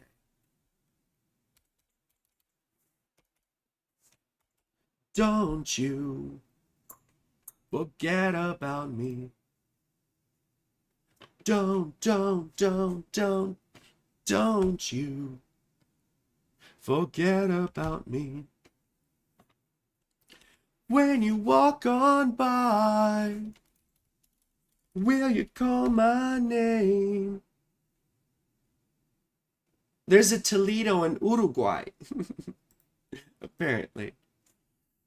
So Pisces is your part of spirit. Excuse me. So you're in a Gemini period right now for spirit that honestly is probably a bit, well, it's not as rough, right? It's not as rough. It's not as rough. But once again, you know, these mutable periods would be some of the best and some of the worst. So for example, I'd like you to think back to February of 2020 until October of 2021. and try and remember what kind of stuff happened then, because that'll indicate how you experience these events, right? Now, your Sagittarius periods would be quite interesting. So I wonder how you subjectively feel those, because you got 2 malefics along with 1 benefic. So it is your sect benefic. So I'm hoping you experience these periods as pretty good. But once again, it's going to be the best of times, the worst of times with the Sagittarius stuff. Now, this starts September of this year. So this, well, last year it was. Sorry, never mind. Where are we now? Well, we're in this Sagittarius period now. That goes until the end of August, right? So this would have been a good time for career and recognition. Although, you let me know if anything bad happened. So, oh wait, I gotta turn this shit on. So now you can see what I'm looking at. This Sagittarius period you're in now is about to end at the end of next month. So I wonder if anything good has happened with career over the last year. Over the past year. Good with career, right? Or recognition in some way. Maybe a small business venture, I don't know. Or did something bad happen? Or both, right? Did you lose a job? Or have differences with your boss? You see? Now Pisces. That's 2029. So what happens with Capricorn? We got to get to other people. I'm sorry. Capricorn periods look pretty good, right? So this Capricorn period about to start, that starts at the end of next month and goes till just about the end of 2026, right? November. So I really like this for you for career and recognition. Now let's look at love. Love. Love. Excuse me. Excuse me. You're in what's called a loosing of the bond period right now. So you may have broken up with someone or met a new person or just totally shifted gears, right? When it comes to love and relationships. Because see, with this period, see the little L?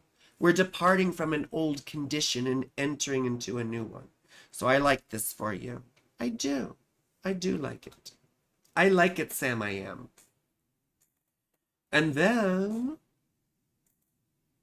you got a Virgo period happening in August. Level 3. So I want you to let me know what happens, because I bet you meet someone and it ends up not being the best situation. That's what I'm thinking. Although, it's a Cancer period, which tends to be pretty good. So I'm expecting good stuff for love overall, but some minor hiccups along the way. I don't know how active your love life is. Not everyone is such a big slut like I am.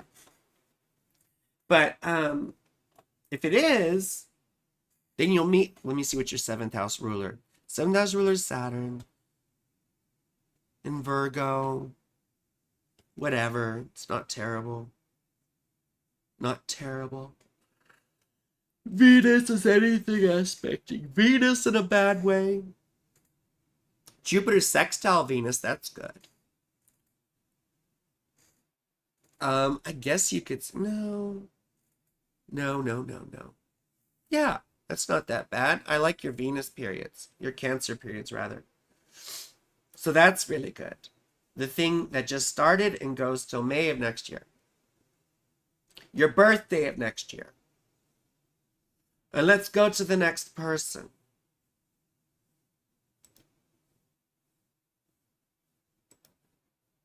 Let's go to the next person. So we had been the beach. Oh, I got hair. I got cat hair in my lips because there's cat hair everywhere. Who was after been the beach?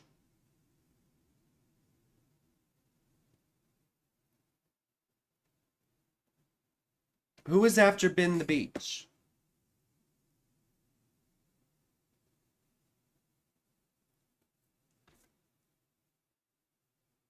Is it Malia? No, I'm saying Ms. Bin Beach.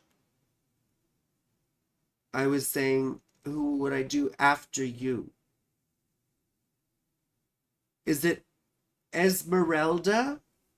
Esmeralda Rodriguez. Rodriguez. Whenever I see Esmeralda, I think of Pulp Fiction. You know, the cab driver that picks up Bruce Willis. Her name is Esmeralda Villalobos. Esmeralda Villalobos. Esmeralda. Esmeralda. Sorry, Esmeralda. Esmeralda. Esmeralda Villalobos. No, it's Rodriguez. I'm sorry. Rodriguez. April 26th. 1985. Marty, we gotta get back to 1985. That was a bad Christopher Lloyd impression. I just watched Back to the Future with my daughter the other day. Back to the Future. 10:45 a.m. Okay. Excuse me. 10:45. Don't you forget about me. Cananea. Cananea, Mexico. Yay! So here's Esmeralda Villalobos. Sorry, I'm just Esmeralda Rodriguez. And we've got a Cancer rising. We've had a lot of Cancer risings today, you know. With the moon ruling Cancer in the first house conjunct the ascendant. Someone feels important, don't they? Someone feels important, right? Now, I bet you are a very sensitive person and very sweet and kind for the most part, but you loom large in your own life and consciousness. You probably always had this sense of destiny, like, I'm destined for big things, you know, someday, you know, I'm gonna be president of something, right? But it doesn't necessarily work out that way because your 10th house ruler, your moon is conjunct my ascendant, but out of bounds.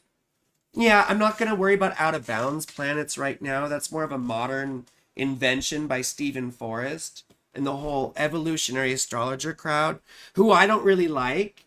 But out of bounds planets are interesting because I have an out of bounds Venus and I'm trans and I'm, you know, bisexual and all this sort of stuff, which is characteristic of an out of bounds Venus. If you have an out of bounds moon, you might be dishonest. I dated a girl with an out of bounds moon and she was stealing from me, you know. That's one of the typical significations, is it can be dishonest or selfish or manipulative, right? So, at least that's according to Stephen Forrest. You may not have the same experience. Anyway, but you see, you got your 10th house ruler in the 12th house. That can be difficulty with career, or it can be a therapist. We see people who are therapists or social workers or work with other people's pain, you know, or work with prisons or psychology, right? And Mars is your worst planet because you have a day chart. Excuse me.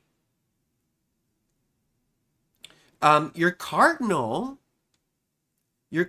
signs would be your peak periods for zodiacal releasing, because here's the part of fortune. And then it's opposite Venus, which is a good planet, right? It's a nice planet. You're a sales manager engineer. Cool, right? Oftentimes it's working in the background with the 12th house ruler.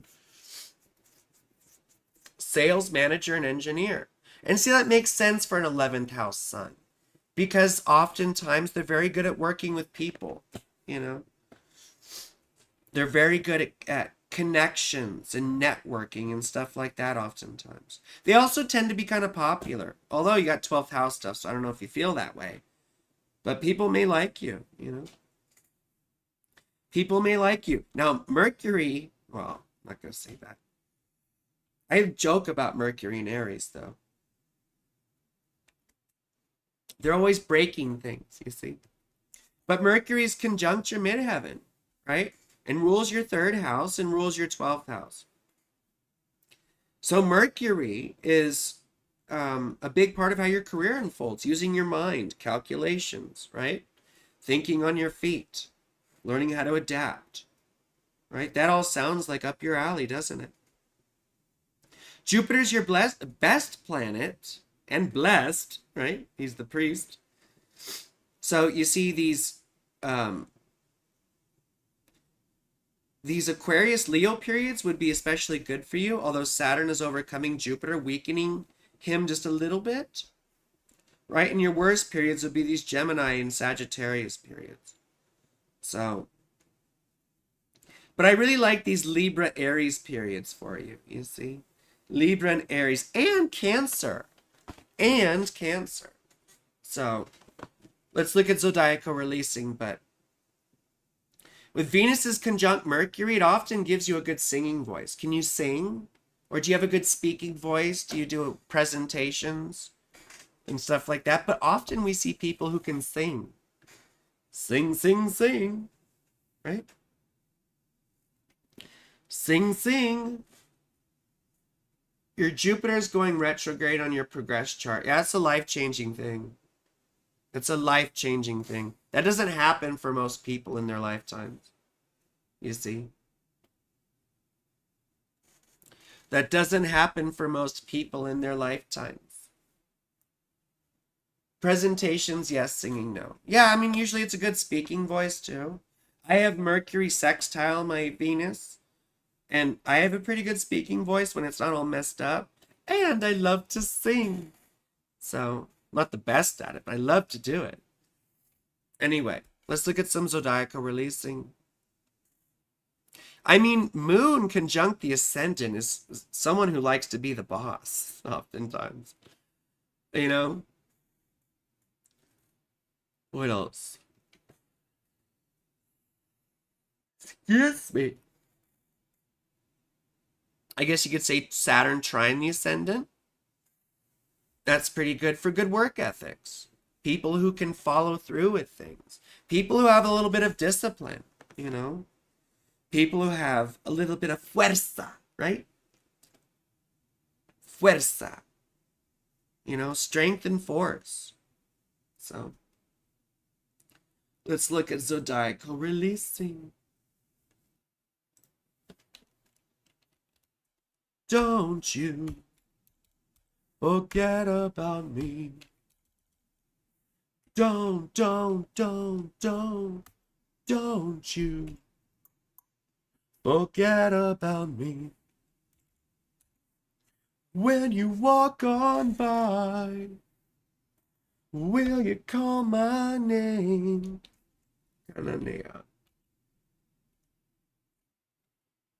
Here we go. In Sonora.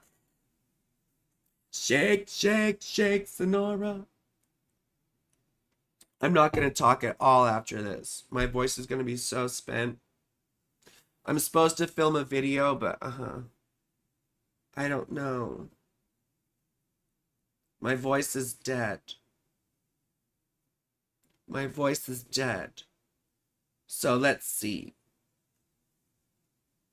2026. Oh, wait, I have to turn this shit on again. There we go. 2026, though, this Aries period looks pretty good. It does. It looks pretty good for career and recognition. It sure does. It sure does. And then, well, I wonder what happened April for you. If there was any good progress in April. Let's see, Capricorn. Capricorn's not bad for you. This is good. This goes level 3. Capricorn goes until mid-September. See there? And then things get a little bit more difficult, don't they? Things get a little bit more difficult. Because Leo, well, no. I mean, Leo's opposite Jupiter. See, this is another of those times when it's like, it's such a mixed bag. Your best planet is with your second worst. And then your worst planet is off on its own, and your second best planet is off on its own. So, I mean, I do like Aquarius Leo periods for you, but there's always going to be surmountable difficulties surrounding them, right? There will be things that you have to, challenges you have to accomplish or overcome in order to get to the gooey center, the yummy things of Jupiter, right? So this is pretty interesting for you too. Now, Pisces is rough, okay? Pisces is rough because it's making an aspect to Mars. Pisces can be rough. Excuse me. Excuse me. And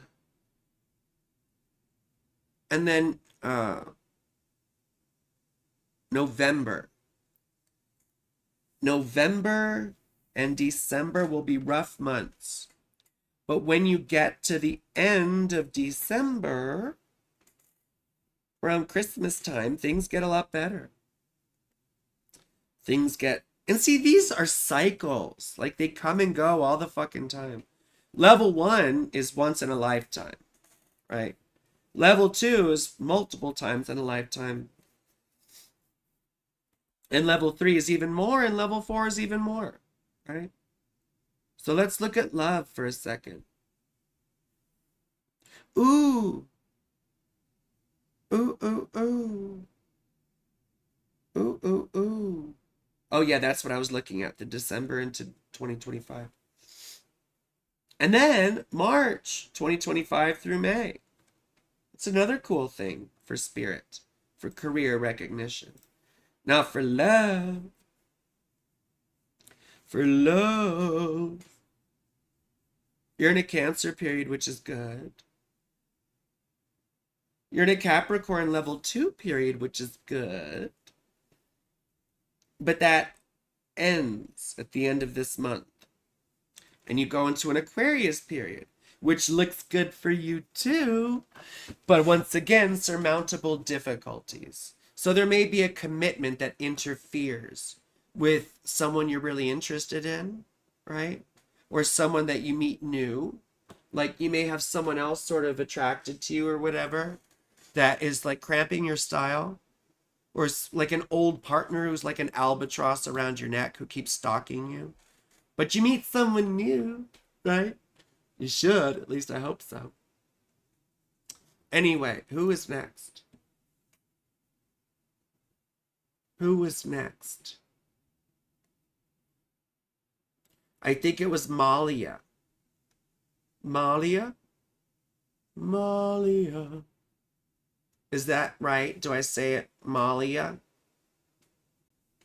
You just got married last year. Well, there you go. See? You just got married last year. That was 2023, during this fucking Capricorn period, right? Making a square to Venus. Yay. You got married last year. And I bet there was a Libra or Aries period involved. I wonder if July or August of last year. July or August of 2023.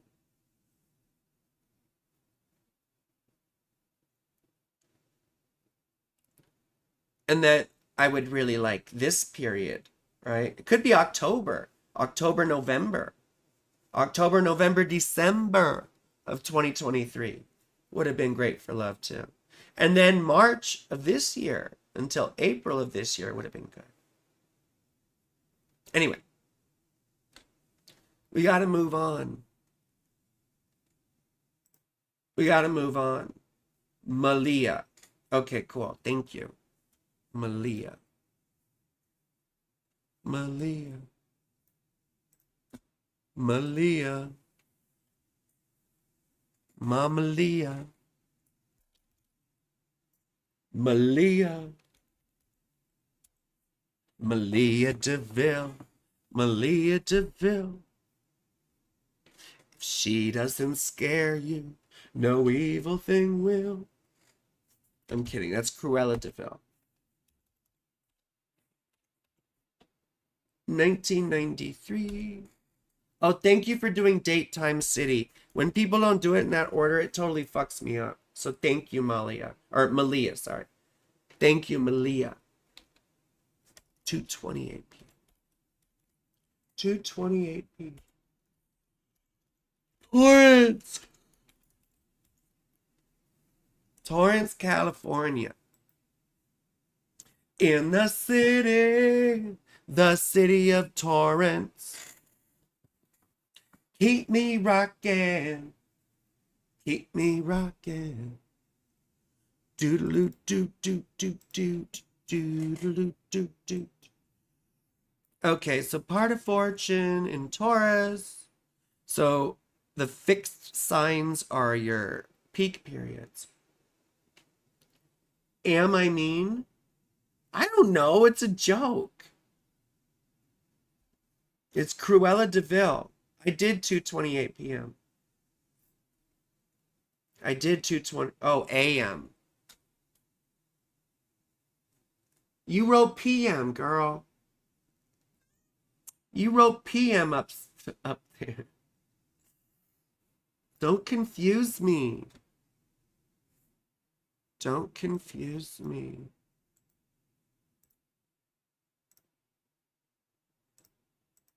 Don't confuse me.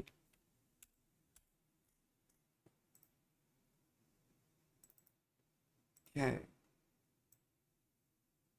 Okay. Okay. There we go. We got another Pluto conjunct the Ascendant. Creepy, creepy. Creepy, creepy. You're probably into kink. Or at least most people with Pluto aspect in the Ascendant are, in my experience. People are into power relations. See, we often feel powerless as children. So we get often sexually attracted to power as we get older, you know? It could be a healthy thing. It doesn't have to be all weird. I mean, it doesn't have to be like selfish or abusive. I mean, I tend to mostly have relationships with kinky people, actually almost exclusively, you know? But again, power dynamics would be interesting probably. Either being submissive or being dominant or both, right? The exchange of power is something that we see. Now, once again, as I always say, it can make us sort of upset. We upset people, right? Pluto aspect in the Ascendant people, we walk into a room and everyone just like hates us, right? Who the fuck does she think she is? You know, that kind of shit. God, I feel nauseous. Ugh. See, your peak periods are sort of rough. You have a night chart, so Venus is your best planet, and Saturn is your worst. Oh, hi, cat. Hi, cat. Oh, God. Nauseous. So, gosh, Mars opposite Uranus can't tell you anything, can you? Oh, can't tell you. You hate rules. You hate authority, probably. Someone tries to tell you how to do something, you'll probably do it wrong to spite them. Now, your Pisces periods are your best periods. Really, your fixed sign periods are your best periods. Oh, wait, no, sorry, your mutable sign periods, rather. Oh, oh, you know my cat, Castor. Yeah. Come here, baby. Get your claws off of there, honey. Okay, fine. You don't want to come over. Never mind. I thought you wanted to. You want to get on my lap? Come on, baby. I can hear you purring. Come on. Come on, baby. You're a fucking cat, yo. You're supposed to be all nimbly pimbly. Okay. Anyway. So we'll look at your zodiacal releasing. Moon and Sagittarius can be kind of a wild card. They're sort of all over the place, you know. If someone gets bossy with me, I get really opposition. Yeah, see, I have Mars opposite Uranus too. And I'm a fucking bitch. Like, anyone who tells me shit, I'm like, let me speak to your manager. You know? He loves having his ears rubbed. He loves having his ears rubbed. So anyway. You see, you have your lesser malefic and lesser benefic all on this cardinal axis. And the cardinal axis, or the cardinal cross, if you will, is your peak periods. So your best periods will probably be Libra and Aries, but probably also Pisces and Virgo, because Venus. And you have a night chart. So Venus is your best planet and Saturn is your worst. Right? So these fixed signs would suck for you, probably. Okay. Anything else I want to say? You have your 7th house ruler, which is Venus, right? In your 5th house of sex and pleasure and children. So you're probably interested in, you know, either childlike type people or people who like children, or very sexual, fun partners. People who can have fun with you, who can joke around with you, and people who can keep up with your sexual appetite with the Venus in the 5th house. I have Mars in my 5th house with my sun. And I have an insatiable libido, which is partly why I have to see multiple people. Although Bexy really does take care of me. She does. She sure does. Treats me like a queen.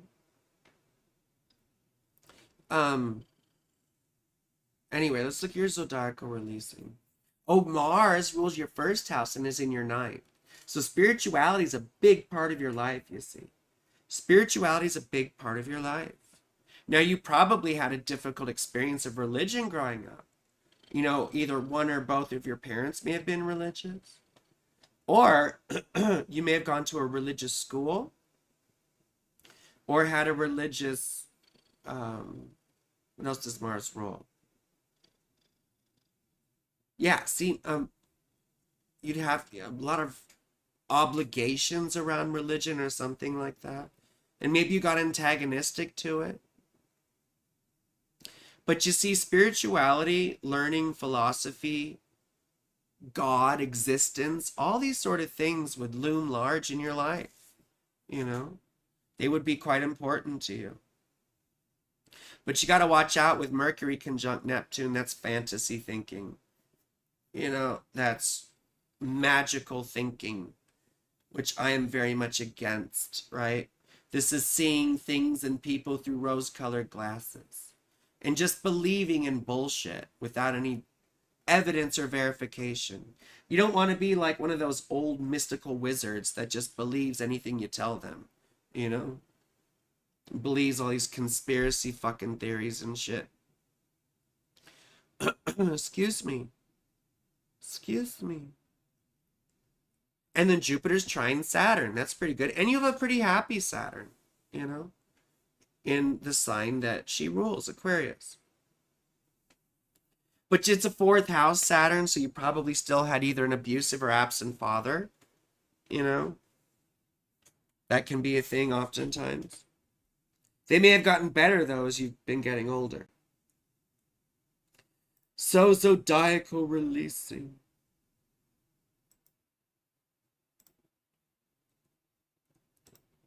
What's your deets? The deets.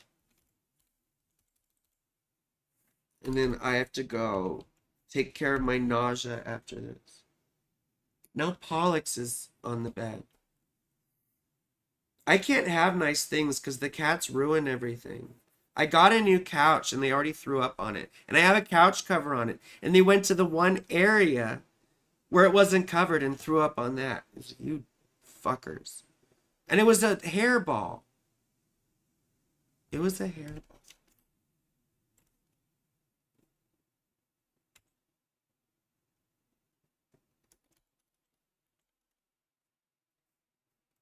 Torrance, California. California knows how to party. California, nya, nya. So you see, these Gemini periods are really pretty good for you. They are pretty good for you because you have your best planet Venus here, overcoming Gemini. They're minor periods, but still peak periods. They're minor peak periods, these Gemini ones for you. And then you go into Cancer. About a year from now, November of 2025. Now, when that happens, it will be a bit difficult. Those are your surmountable difficulties. Your surmountable difficulties. And remember, Jupiter's making a hard square to Mars. So that makes Mars a little bit nicer. Your worst periods would be Aquarius and Leo. Right? You're in a level 3 Leo period right now that ends in September. And then you go to Virgo. Right? Level 3 in September. Which I really like for you because it's opposite Venus. And then you go to Libra for most of November. And these periods are good, right? For you too, because Jupiter's there. And then we've got the Scorpio periods, which are rough because Saturn, because Saturn. Let's look at love. Where's Capricorn?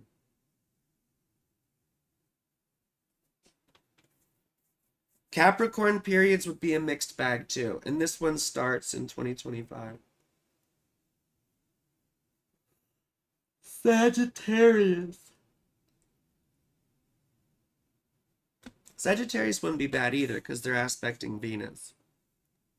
But let's look at love. Love, love, love.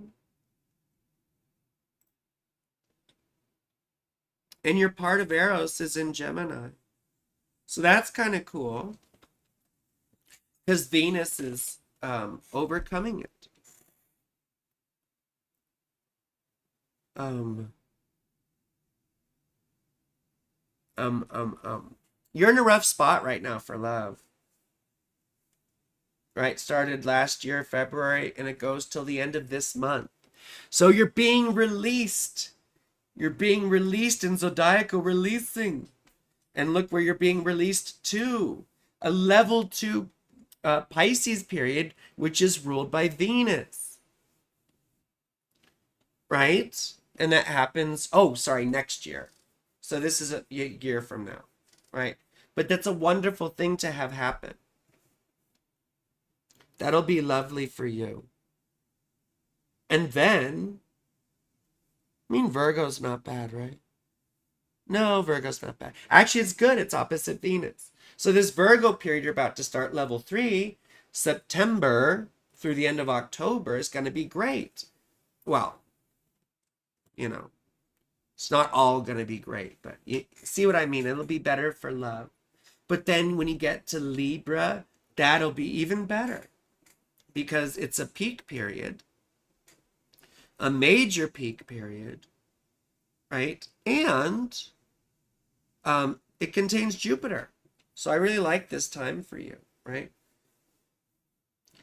September and October and half of November. So just remember those dates. You're so lost. Yeah, see, this is why I don't like to do zodiacal releasing with people who aren't familiar with all the basics yet. Because then they get lost in all this shit, you see. They get lost. I mean, I hope that You saw the timing at least, and you saw how that stuff was important. Oh, I should have told everyone to subscribe to my fucking channel. Subscribe to my channel. Anyway, what else could I say about this? Say all kinds of things. Mom may have been... You'll do research on zodiacal releasing. I mean, it'll take a lot of research and a long time. I took a class on it. I watched 4-hour videos on it. You know. Do research for sure.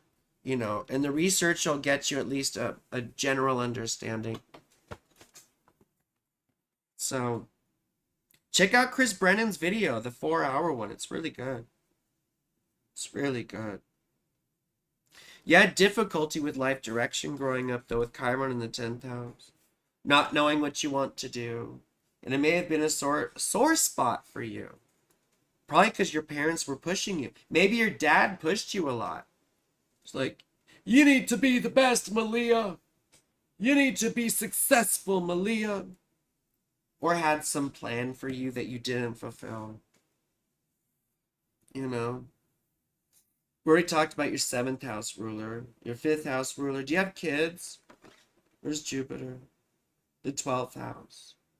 So if you do have children, one of them may be neurodivergent or have to deal with depression or other sort of, you know, mental things they have to overcome, you know. So that is a frequent thing we see with the 5th house ruler in the 12th house. So just watch out for that. Are you ever planning on having kids then? Well, I don't know. Most kids aren't even planned, so what does that even mean? You know? You're neurodivergent. You're neurodivergent. I see. I see.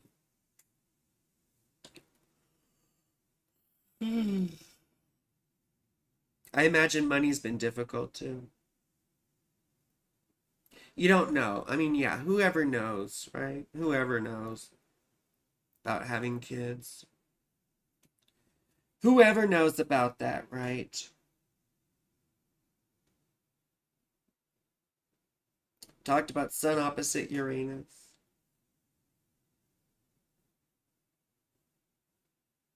I don't know. I guess you could say Saturn square the ascendant, which is really bad for confidence and oftentimes gives us body dysmorphia. Like, even if we're attractive, we feel ugly, you know? And it's really bad for... What the fuck, yo? It's really bad for self-confidence. But then we overcome all that sort of stuff if we put effort into it, you see? It's about the choices we make. Sun rules your 10th house and is in the 3rd. So speaking, writing, publishing, media, that kind of stuff would probably factor into what you're known for. I don't know what you do, but I would imagine that factors in. So anyway, you see I'm nauseous. I have to go take care of myself now in the bathroom. I've been holding back. My tummy stuff. Yeah, see, I'm very attractive too, but I've had body dysmorphia most of my life. So, anyway, I love you all. Please subscribe to my channel. Subscribe to my channel, please. Watch my other videos. If you can't donate to me, just go watch my fucking videos, including the commercials. Because then advertisers will give me money, you see. And YouTube pays me. So, please. Please. Anyway, I love you all. Please come to my next live stream. I'll post about when it's going to be. Depending on if I finish my video, it might be Tuesday or Wednesday. So, I love you very much and have a wonderful whatever it is you're having. Thank you, Cassie. My voice is all screwed up and never taking mucin.